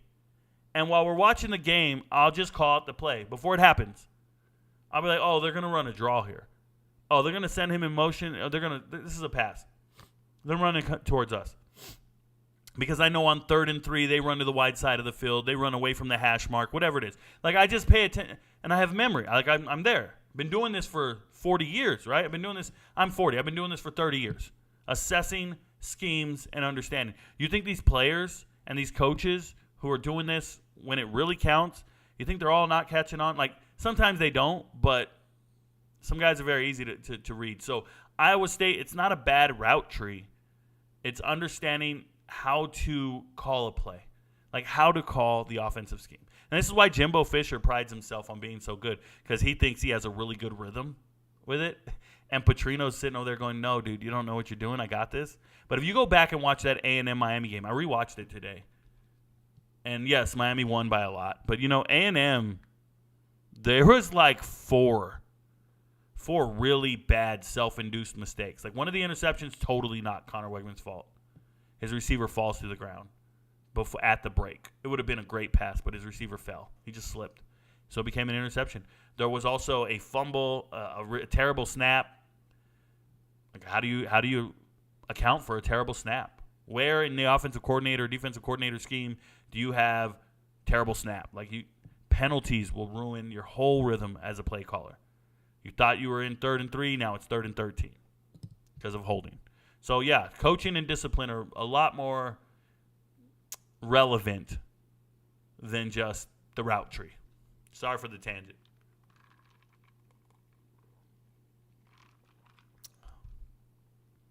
Who are the top 5 wide receivers in the Big 12? Trent, I don't like these questions because I don't want to miss anyone. You know what? Let's do this. You can go in here. You can go to stats. And you can do it by conference. You go Big 12. There you go.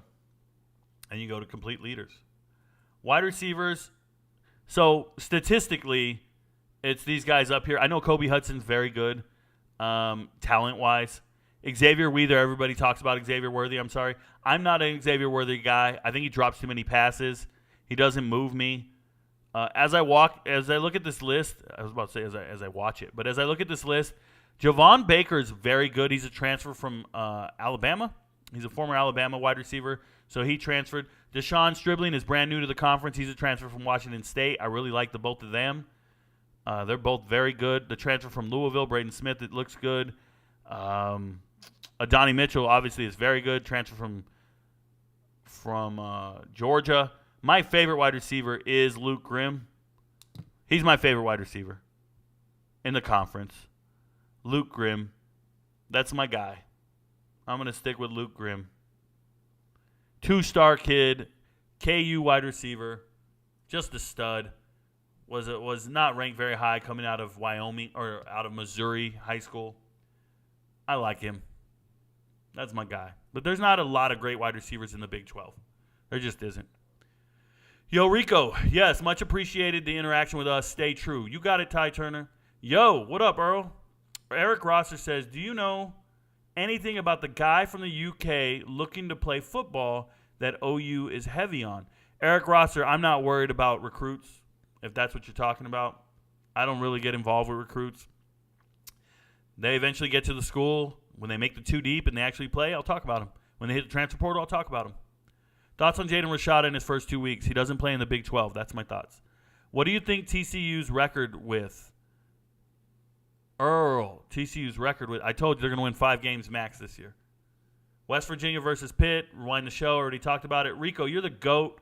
People got to stop being lazy. I appreciate you, Dub Love. Trust me, today was a slam day. I hate not having gray space on my day.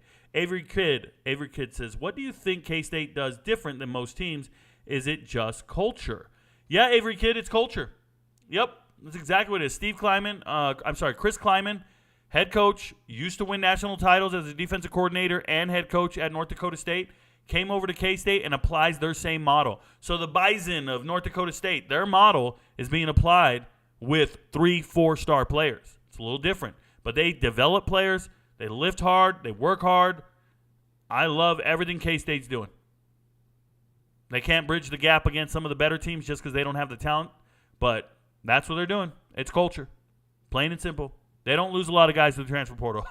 They don't lose any starters to the transfer portal. K-State, nobody's leaving that school from the transfer portal.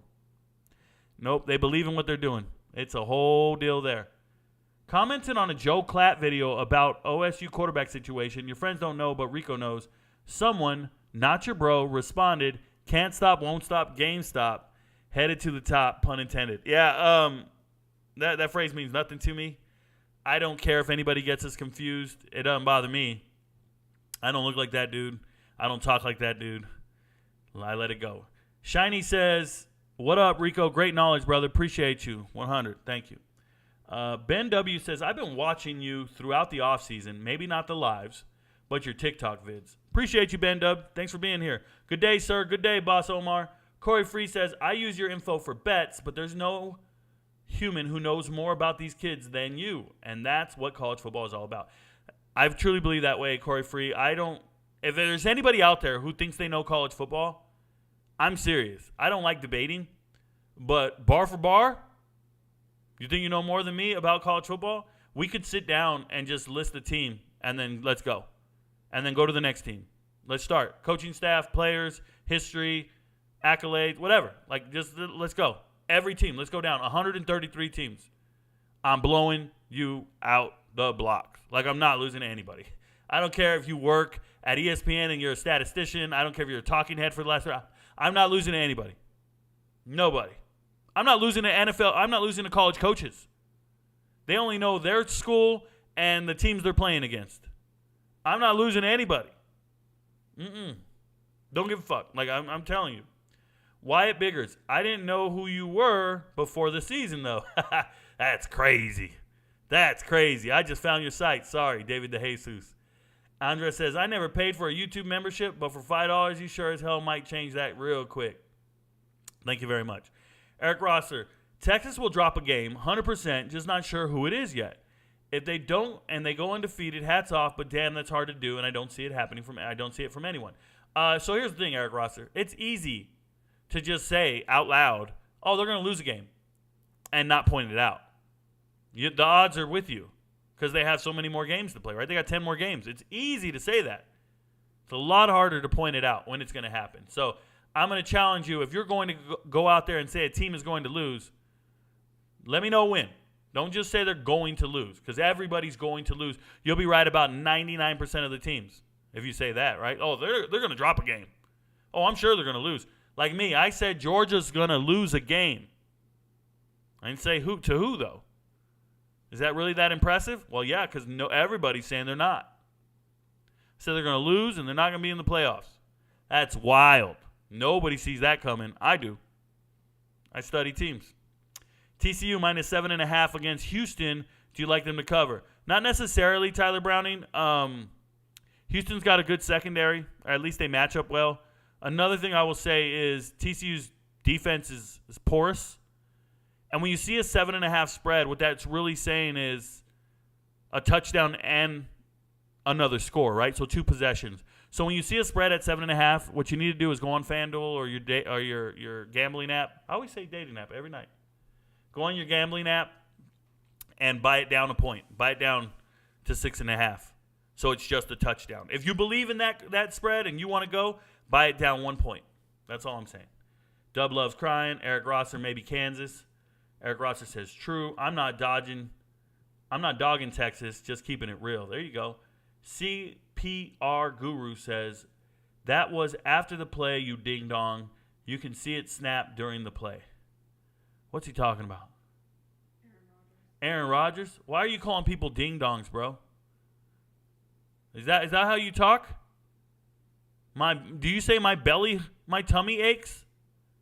Do you plug your nose before you jump into pools? Do you stick a napkin in your shirt? I bet you're one of those dudes. You put your napkin in your shirt. You ding dong. Your friends don't know to back out and click the like button, but Rico knows. Hey, did anybody do it? Nobody did it, huh? Nope. We're at 35 likes. You guys are the worst. There is?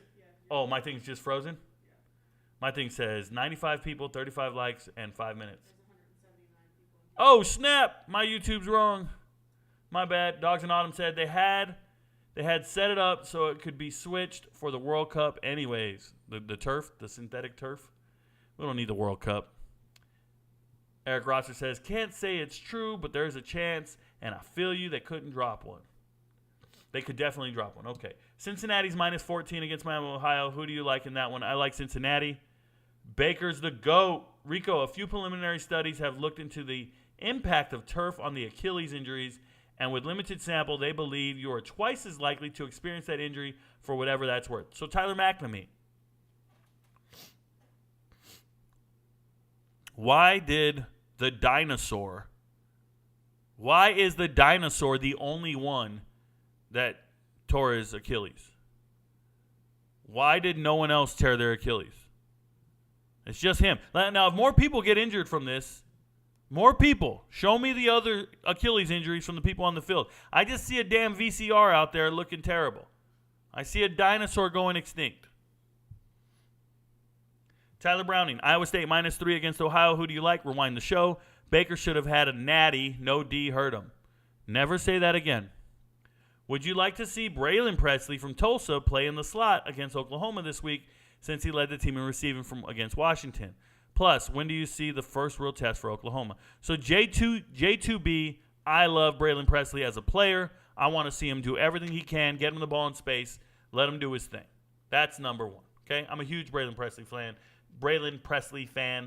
Been watching him since he was at Bixby. Been watching his brother at Bixby for years upon years.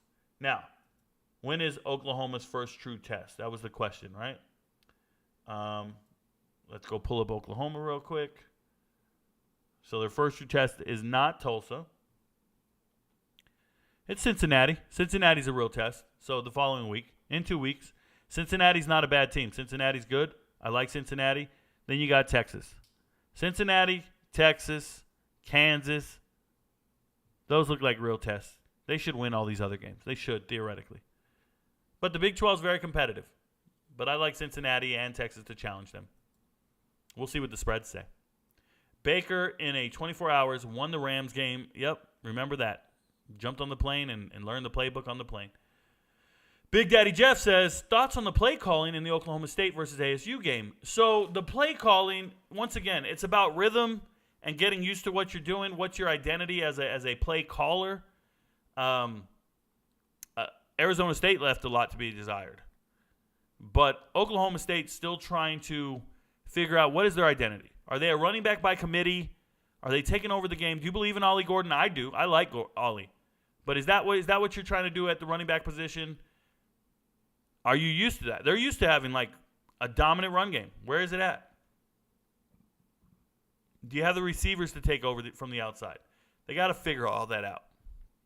It's problematic when you're just kind of just going willy-nilly. How do you feel about Arkansas minus 8 against BYU? Rewind the show. You talked about how to determine strength of teams and players in the transfer portal with your Excel sheets. How does an offensive system factor in, or do good players just shine? So, Jackson Petrizak. Good players definitely shine, right? The cream rises to the top. But what it really comes down to is matchups and offensive schemes. So there are certain coaches that run very appealing offenses, and that will attract certain players. You saw this influx of receivers willing to go to Louisville. You saw these influx of wide receivers willing to go to Wisconsin,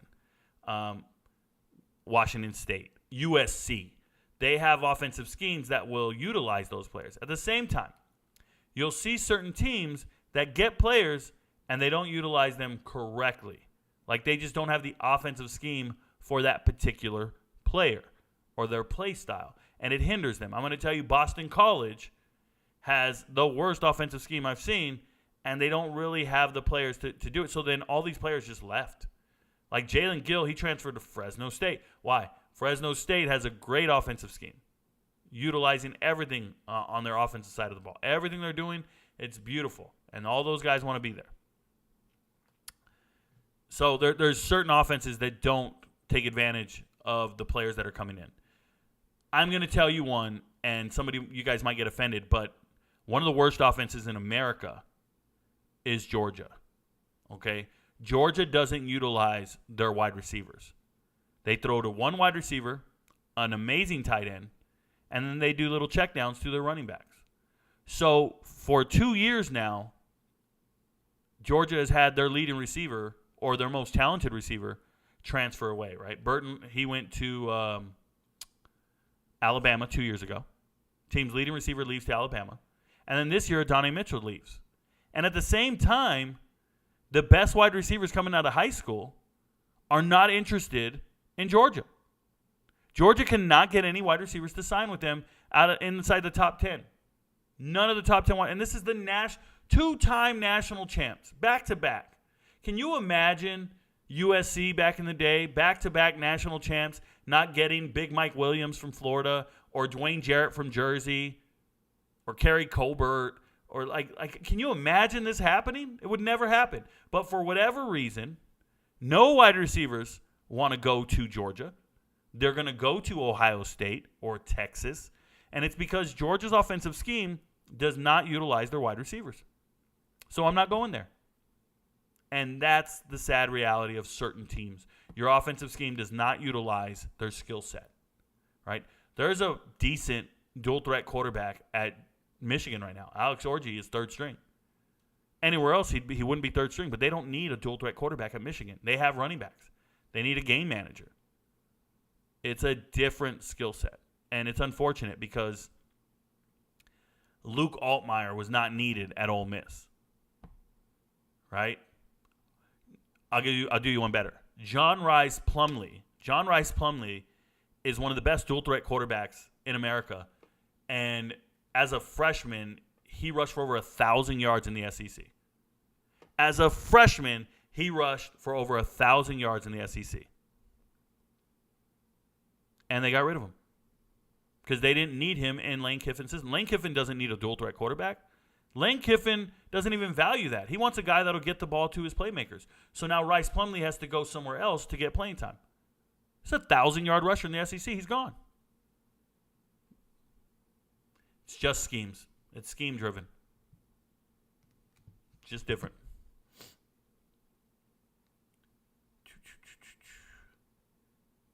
What are your thoughts on Jackson Arnold? Rewind the show. Oh, we got a super chat. My bad. Super chat. Who do you think has the best defense in the Big 12? Rodney Woods. So Rodney Woods, the best defense in the Big 12, talent-wise, is Texas. Talent-wise. Scheme, theoretically, scheme and talent combined, Oklahoma's looking great. But I wouldn't count out K-State. I wouldn't count out BYU. But I feel like Texas and Oklahoma are head and shoulders above everybody else, talent-wise. They have what it takes. They can compete with other teams with elite-level players. Oklahoma laying in the weeds, waiting for their shot. Well, they're going to get it. Where do you rank Quinn Ewers in NFL prospects? So I don't even rank NFL quarterback prospects until after the season, Jeremy. I let them play the whole season. I do not sit here and anoint people before the season.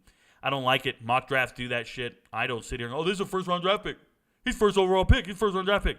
Then he goes in every single college game and throws a pick every game, plays like shit, and everybody just keeps talking about he's a first-round talent. Ask Will Levis. Ask Anthony Richardson. This is what they did. They said those guys were first-round draft picks before the season, before they ever played it down, and they never got off it. Never once. They didn't care how they played on the field. Because they go, well, once they get to the NFL, they'll get real coaching. They'll get real coaching and real receivers and real development. You literally ignored everything they did on the field. So why play? If you're going to go and anoint people, then why the fuck do we play these games? What do you think about the Jeff Libby situation? I think it's ridiculous, Carson Ivey. So if you guys don't know, Jeff Libby's the offensive coordinator for Oklahoma. And after the win, his father-in-law comes onto the field. Now, if you don't know Art Briles, former head coach at Baylor, kind of got disgraced because he didn't handle sexual assault cases properly. So he got fired. And he's kind of what's the term I want to use? He's infamous and a dirt bag for it. And they don't want him on the field. And now the fake outrage is what bothers me. Like, dude, there's other shit to worry about, bro. He's not a child molester on an elementary school. He has no decision-making authority whatsoever. He's just celebrating on the field with his son-in-law. Oh, my God, I can't believe he's on the field. We got to get that guy out of here. He's not a part of this university. He's a distraction. Shut up, dude. He's just a fan. How many fans rush the field? Do we know what all those fans do when they rush the field? How many of those fans can we vouch for? We have any clue? These players are getting arrested. When Alabama wins and Tony Mitchell celebrates, that's a damn convicted felon with 3 years of probation. Should we get him off the field and can't show his face on TV? I think it's ridiculous. It's a witch hunt. It's garbage. I'm pissed for Jeff Libby having to even apologize. That's nuts, bro. That old man ain't running shit. He's just there celebrating with his son-in-law. Let him celebrate. Big Daddy Jeff says, do you think the Texas Tech head coach is on the hot seat? Jordan McGuire? Hell no. What the hell is wrong with you guys? Jordan McGuire just had an amazing year last year. You're on the hot seat after 2 games? What kind of fans are you guys? Who do you support? Who do you support that can't go on a 2-game losing streak without losing their job? Just let me know. You guys make me sick. Corey Free, love Heim, but hitting Joe T's tonight. Okay, he knows these restaurants, dude. Steve knows these restaurants. Yo, Rico, I'm rocking. Rico knows, but your friends don't know. I'll pick up a coffee cup and a hoodie, not to mention, want to see a dead body. Shout out to Willie Bobo for rocking all the merch. If you guys want Rico Knows merch, it's ricoknows.org. We got our own website. Go on there. Do some great things. Willie knows because Willie Bobo. Hey, Willie Bobo actually got a personalized shirt with his name on it. It says Willie Bobo on it. Tyler Spencer, Rio Rancho High School football. Thoughts on Oklahoma versus Tulsa? I'm leaning Tulsa 27.5 right now. So I like Tulsa. Tulsa's going to be playing with a backup quarterback unless Braylon Braxton's back. They're playing with a freshman quarterback, and he did not play well against Washington. Now, Washington covered the spread, or they didn't. I don't remember. I think they didn't. They got close, but I think the spread was 34, and they went 31.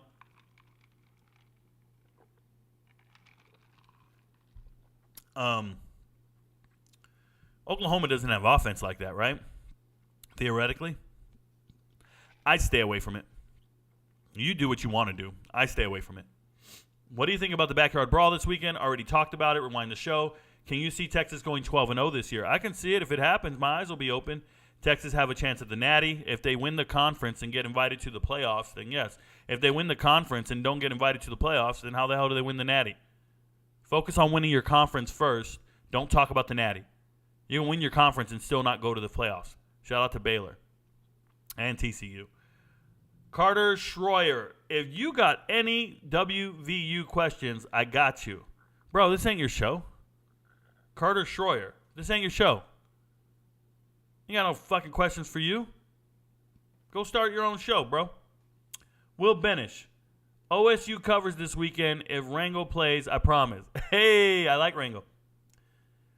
Sideways 600 says, Rico, you should check out 4-star Kalik Lockett from Sash. Yeah, any request for me to check out 4 stars, 3 stars, 5 stars, no stars, all that has to be in a DM on TikTok. Just send me a DM with the link. I'm getting to them. I want you guys to know how many kids are waiting, sweetie. 1,000. Say it louder. 1,000. 1,000 kids are waiting for their video to be done. 1,000. So you'll be 1,001. Got a super chat here. Heard you mention Deshaun Stribling in one of your past videos. Just curious what you thought of him while he was in the transfer portal. Corey Free. So, what I thought of him when he was in the transfer portal. Go find the video. I made a video on it. Just do a search, hashtag Rico Knows. No. Do a search, hashtag transfer portal, hashtag Oklahoma State. And then hit enter. The videos will come up, and you'll find the one you're looking for. And then you'll know. I get paid if you watch the video. Texas have a chance at the Natty. Blah, blah, blah. Rico Knows salute. What up, Lewis Henton? Good to see you, bruh. What happened to Jarrell Brock at ISU? Jarrell Brock is the leading rusher at ISU. He got kicked off the team for gambling, and that's what happened to him. They didn't kick off all the players, but they kicked him off. Pretty nuts, if you ask me. They kicked him and Lee off. Yes, and the 1891 club loves Neil Brown. There you go. The club of boosters love Neil Brown. Jacob Johnson says Neil's awful. He gets 4 stars that end up dog poop in a few years. Yeah, man, that's recruiting. A lot of people are missing on recruiting. What'd they say? Only like 26 quarterbacks were recruited by their current school. Everybody else is a transfer across the whole country. Everybody's got a new person. Start W with Pitt, West Virginia Pitt. I don't know what you're saying. Kayla Robinson, best analysis in the game. Your friends don't know, but Kayla knows. Shout out to Kayla Robinson. Thanks for being a fan. Jack Lewis, do you think Texas Tech will come back? Please say yes. I go to Texas Tech. Let me know.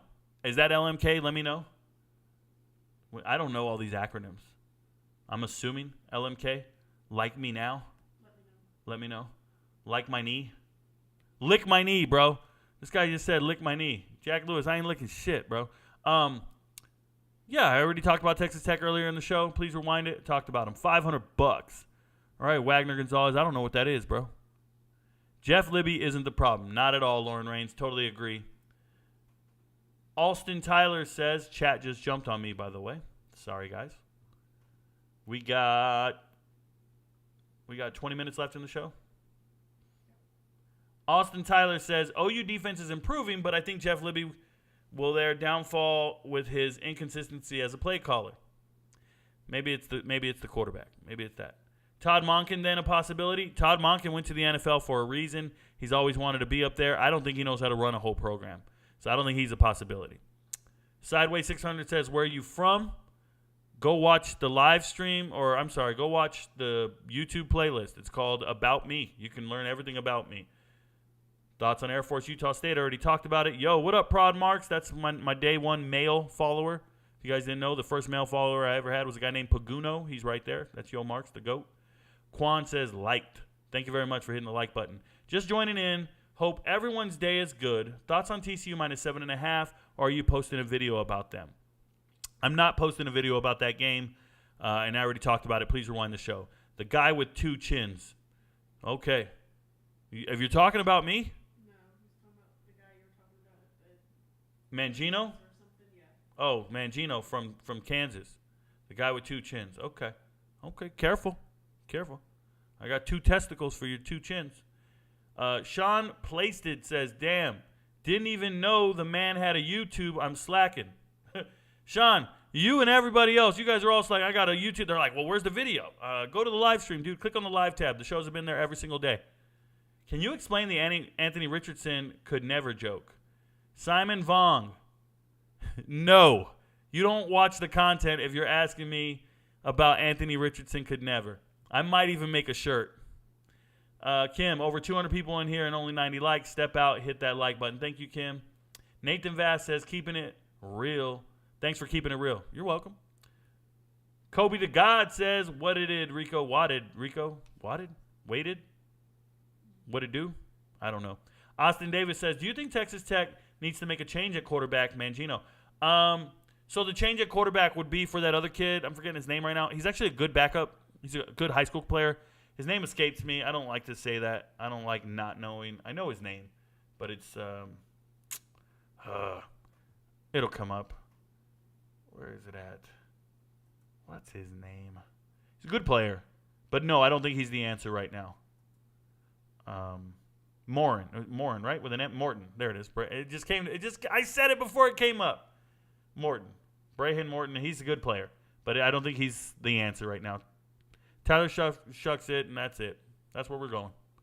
He plays well, but he's got to play better. You're scoring 30 points a game, you shouldn't be losing. That's all I'll say. They're scoring 30 points a game, they shouldn't be losing. Do you think Texas Tech needs to make a change at quarterback? Nope. 209-67 now. Thank you, Michael Taylor. Donald Link says, how does Kansas State's defense match up with Mizzou's offense? I think it matches up well. I really do. And I also think that Kansas State's offense matches up well with Mizzou's defense. That's the inverse there. I just feel like they're better. Kansas State's better pound for pound at every position. There's players on Missouri that couldn't play at Kansas State. Like, they couldn't start there. Kansas State's defensive line needs a lot of work. They lost a lot of players. Jason Raven says they throw holy water at each other. Oh, gross. DTP. Brigham Young was a real killer. Yeah, okay. In real life? Yeah. Super chat. Penn Air Force talked about it. Alec Gregerson says, who has the best high school huddle film that you've ever seen?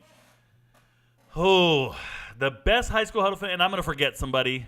But right off the top, I want to say Sam McGuffey. Sam McGuffey has the best high school tape I've ever seen. That's the white kid who jumped over a guy, jumped on somebody's back and kept running. Sam McGuffey has an amazing huddle tape. There's so many, man. There's so many. Tyler Ebel, if you can find his highlight tapes, he rushed for 4,000 yards his senior year for Ventura.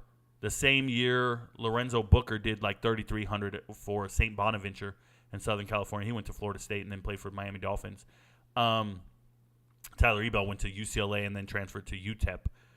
But those high school tapes are out of this world. Justin Fargas's high school tape is out of this world. He went to Michigan and then went back to USC.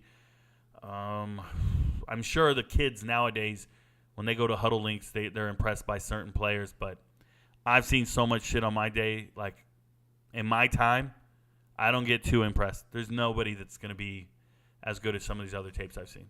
Nobody. I've seen some amazing shit. Brother Rico, what up? What the hell is going on with Baylor? Is it just quarterback? Yeah, it's just quarterback. They have all the right people in all the right places. It's just quarterback, and it's unfortunate. They lost Kyron Drones, the backup quarterback. They went and got – I think they need to be starting R.J. Martinez. Let me just make this very clear. Baylor has Shapen, and Shapen beat everybody out in the fall. More power to it. But Blake Shapen's hurt. They brought in 2 other quarterbacks to compete with Shapen because they didn't like Shapen. And Shapen still beat them out. So Sawyer Robinson coming over from Mississippi State. This is a kid from Lubbock, Texas. Sawyer Robinson's a big kid, and he's got a big, strong arm, and he's Texas National Gatorade Player of the Year his senior year, all that shit. But there's another kid. He's third string right now, and he should be on the field. And that is R.J. Martinez, the starting quarterback at NAU last year. So he played at Northern Arizona. He was the starting quarterback. He's a no-star kid, little dude. He's not even 6 feet tall. But R.J. Martinez threw for 4,000 yards at the FCS level. 4,000 yards. I just watched Shedeur Sanders light up the whole world, 4,000-yard passer at the FCS level. I watched Cam Ward do the whole thing, 4,000-yard passer at the FCS level. I know 4,000-yard passers that can get it done. It translates. The production alone translates. The reading of a defense, the pinpoint accuracy of the ball, it all translates. Let the kid play. And they're not. They keep giving these prospects the reps. They're giving other guys reps, and I just don't get it. Because I know that kid, and I get it. They look physically imposing, but they're not getting it done on Saturdays. Thoughts on Leopold's program building, and does he have a future at Kansas? Bobby Albright, not only does he have a future at Kansas, I believe he's on to bigger and better things. Leopold originally started at Buffalo and then got the job at Kansas.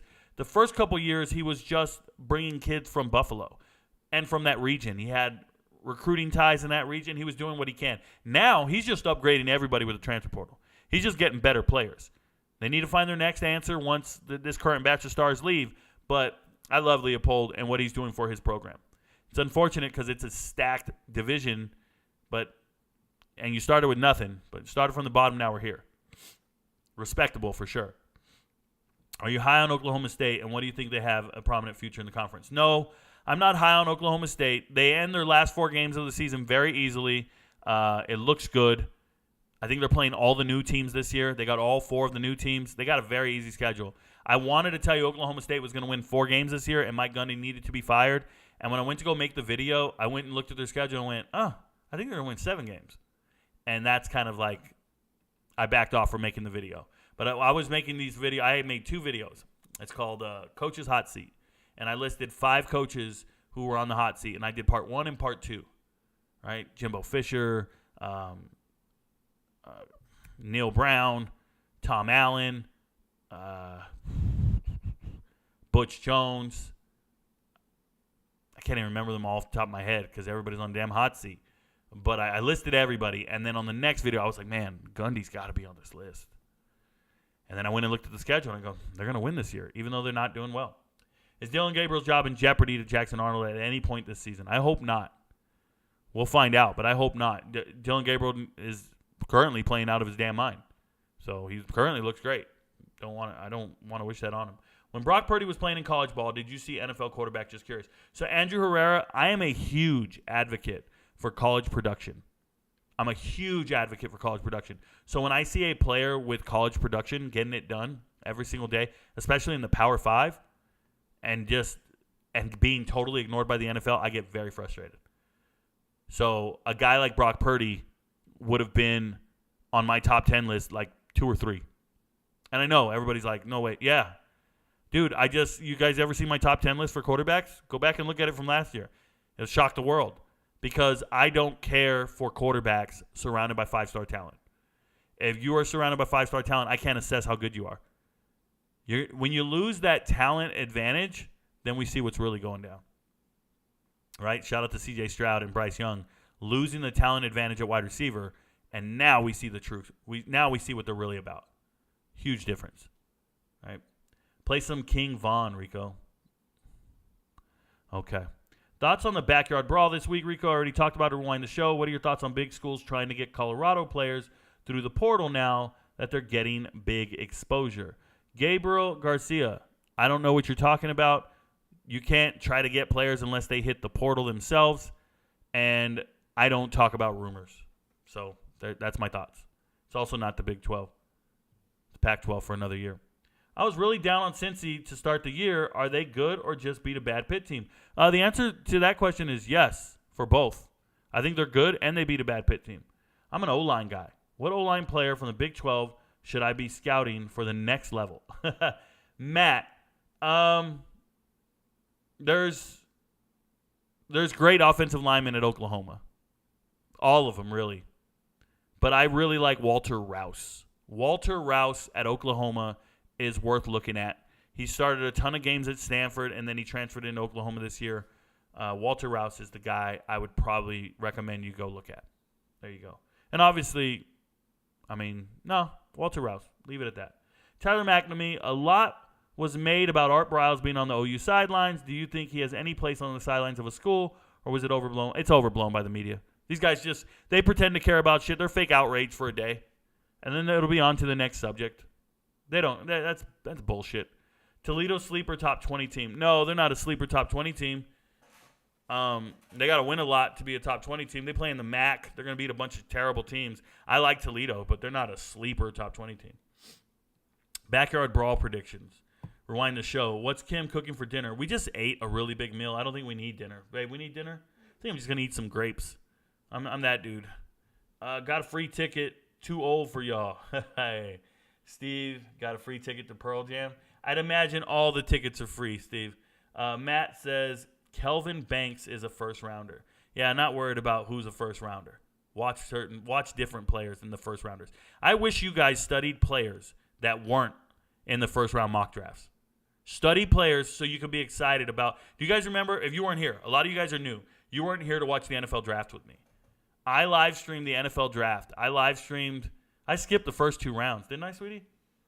I live streamed rounds 3, 4, 5, 6, and 7. And I sat there getting excited about players you would never know.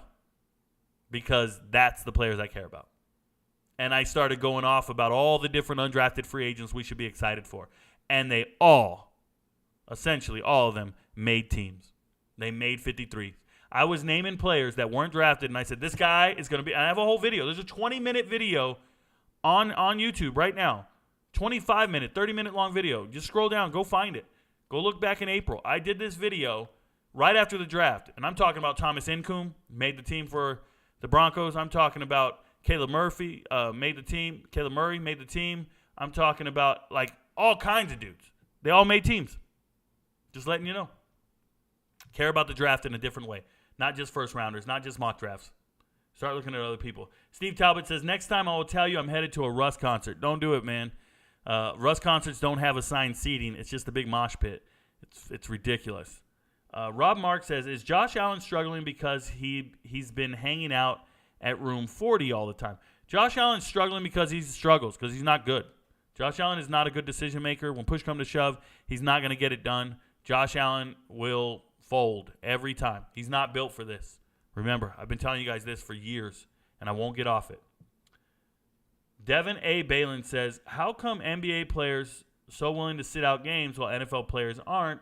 You think it's basketball culture. 100%. 100%. Thoughts on Danny Stutzman? This is a linebacker for Oklahoma. Complete stud to me. I loved him. Loved him on tape last season. Love him on tape again. I like Danny. Hey, Rico, I joined late. Did you talk about K-State and Missouri? Yes, I did. Rewind the show. What's up, Rico? Joining a little late, but if you haven't spoken on Kansas State yet, what are your thoughts on them this season? Rewind the show. What's your opinion on Jacob DeJesus? I really don't have an opinion on Jacob DeJesus. None. That's my opinion. Is that a cop-out? That's just how I feel. What's up, Rico? Do you think Oklahoma can cover the spread against Tulsa? Rewind the show. You ain't great if you don't get hate. There we go. Hey, guys, we got 6 minutes. Rico, what do you think about the West Virginia quarterback situation? I don't think Green is the answer. Well, he better be the answer because there's no other answer. Don't do this. Nico didn't play good enough, the backup. Green is your guy. Back him. Who wins the Pac-12? That's Friday, bro. Hey, Rico, what's your prediction for conference winners, Power 5 and Group of 5? Wrong question, Jack. I don't try to guess at conference winners. Let's just enjoy the season 1 week at a time. I don't guess at that shit. You don't know what can happen. Injuries, no. LMAO. Since you live in Georgia, thoughts on Milton running back? Mr. MJ, when I look at Milton, 7A school, when I look at Milton, their quarterback stands out to me a lot. I made a video on him just the other day. Did I not? Yeah, I did. And I think there's a lot of good running backs in the state of Georgia. But you got to remember that I watch a ton of film. So when I watch a kid, I don't get too excited. I don't get too giddy. I watched Milton. I think I've watched 2 of their games so far this season. Went and looked them up on NFHS and watched them. They look kind of lackluster to me. I'm kind of curious whether they're ranked in the top 10, if I'm being real. So there you go. Do you have a photographic memory? William Darnell, I don't know if it's photographic. I can just tell you that photographs trigger certain things for me, like memories. Like if you ask me about a name, sometimes I don't remember the name. I'll look at it and be like, oh, I don't remember that name. But then if I pull it up and I see his picture, I go, oh, yeah, everything about this guy. And I just, but I don't know if it's photographic. What is it, sweetie? Is it photographic? No. Is there another name for it? Somebody said it started with an E. I have like an eclectic mind. I have some brilliant mind. What the fuck did they say? Somebody told me what it was. What do you think about K-State? Rewind the show. What about the Battle of Colorado next week? That's not a Big 12 question. What percent does Minnesota beat North Carolina? Not a Big 12 question. Sorry I'm late to the Big 12 section, but what do you think of Will Howard? As a K-State fan, I feel some of his passing decisions are a bit questionable. He's a big play dude, man. He's taking shots. He's taking gambles. I'm cool with Will Howard. He's your best option. Stop trying to get rid of him just because you like Avery Johnson. He's a good player. No Will Howard hate over here. He's a good player. Friends don't know, but Rico knows. Thank you, X20 Tennessee. Joseph's back again, the homer. How bad will Texas beat Texas Tech in the final Big 12 game? There you go. Arch Manning is better than Arnold. No, he is not. No, he is not. Who on the K-State team stands out? Giddens stands out. 0-star running back. Giddens stands out. Some defenders stand out. Giddens is the first guy that comes to mind as soon as I hear it. Will Howard obviously stands out as well. But Giddens, this is a 0-star running back who just earned his keep, believe in everything he's doing. So shout out to Giddens. Obviously, getting Trayshawn Ward, the transfer from Florida State, splitting time, also good. Where does Dante Moore rank among your freshman quarterbacks? Not a Big 12 question, but thanks for asking. What do you think about General Booty and his ability? He's irrelevant. I think he transfers. He's irrelevant. Got him backwards. 7 is a corner. 8 is a post. Nope. Didn't get him backwards. Remember, even numbers go outside. Odd numbers go inside. If you're consistent with your passing tree, Kronk, if you have a 1, a 3, a 4 is a curl, or I'm sorry, a 5 is a curl, then a 7 is going to be your post on the inside. An 8 would be your fade. Post corner, which is your corner route you're talking about, is a 6. Got to keep it even and odd. You would be benched. You got the route tree mixed up. Odd is outside, even is goes inside. Once again, all of you guys got coached by other people. All of you guys got coached by other people. Should Virginia Tech try to leave the ACC and head to the Big 12 and the Big? No. Talking about knowing what teams are going to run, we know Virginia Tech is going to run a jet sweep. That's terrible. Coaches pay guys like you to be on the sideline and tell them the other team's tendencies. It's always an old dude with a flip phone who won't talk to the players. Troy Stewart, this is very true. This is very true. There's guys like this behind the scenes. The thing is how much are they willing to pay me, bro? You got to pay me. I haven't heard any numbers yet. I get a lot of offers.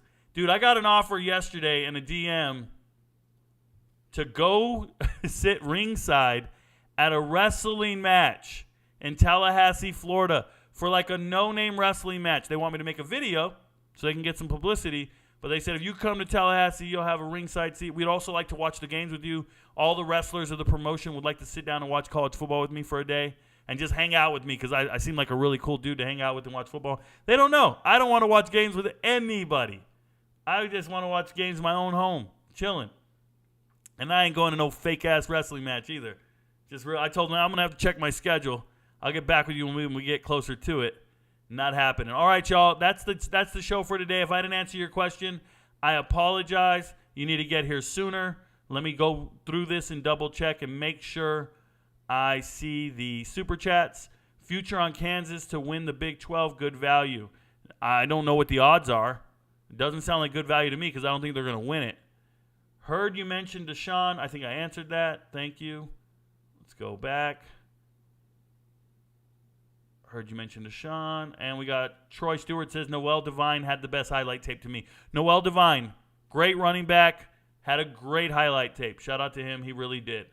Thank you guys for having a great show. Thank you guys for hanging out with us. Once again, I'll make some videos tonight on some of the locks we discussed here. But if anybody missed the show, they'd probably be mad and be like, you didn't say this. You don't know what you're doing. Yeah, we do. Remember, your friends don't know, but Rico knows. Peace, y'all. I do this for my father, who I've only seen from time to time in my dreams. I do this for you. I do this for my mother, who's finally clean and no longer a fan. I do this for you. I do this for my sister, my wife and my kids, cause they part of the team. I do this for all the naysayers and haters who made me one of the greatest. I know it kills you inside, that's why I do this for you. I do this for my father, who I've only seen from time to time in my dreams. I do this for you. I do this for my mother, who's finally clean, no longer a fan. I do this for you.